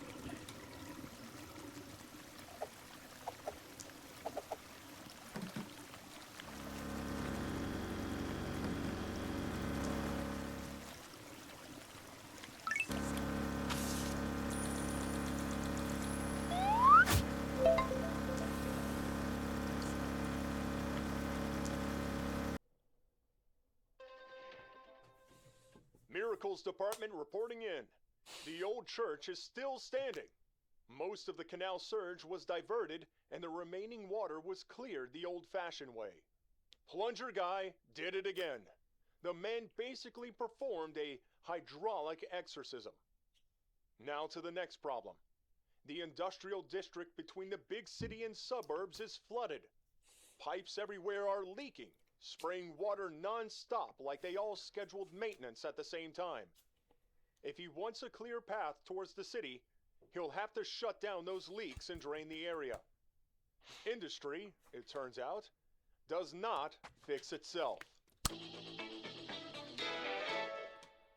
do you guess? Okay, yeah, that's the next one. I feel like there's probably one more level after that. What time is it now? About 7:30.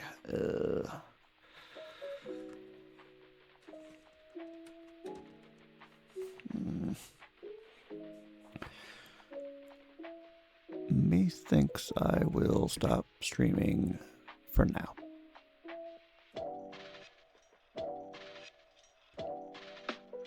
Again, I'm sure they're not streaming tomorrow because we got Redemption. And I doubt I'm going to convince myself to stream early, but hey, maybe I randomly will stream early in the day. Who knows? But probably not. So next stream will be on Thursday, unless I get a wild hair and do one earlier.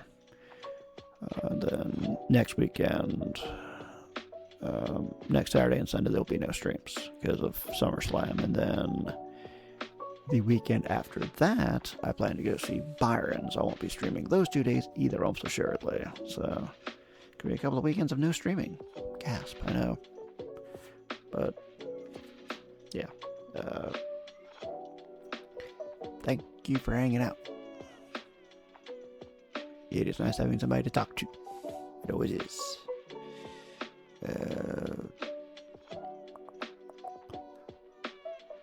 Yeah, all streams should be uploaded to the Archives channel. I've been pretty good about having them all uploaded by 10 a.m. the next day, where I export it, I do anything in the settings on it that I have to, and this I get published at 10 a.m. tomorrow.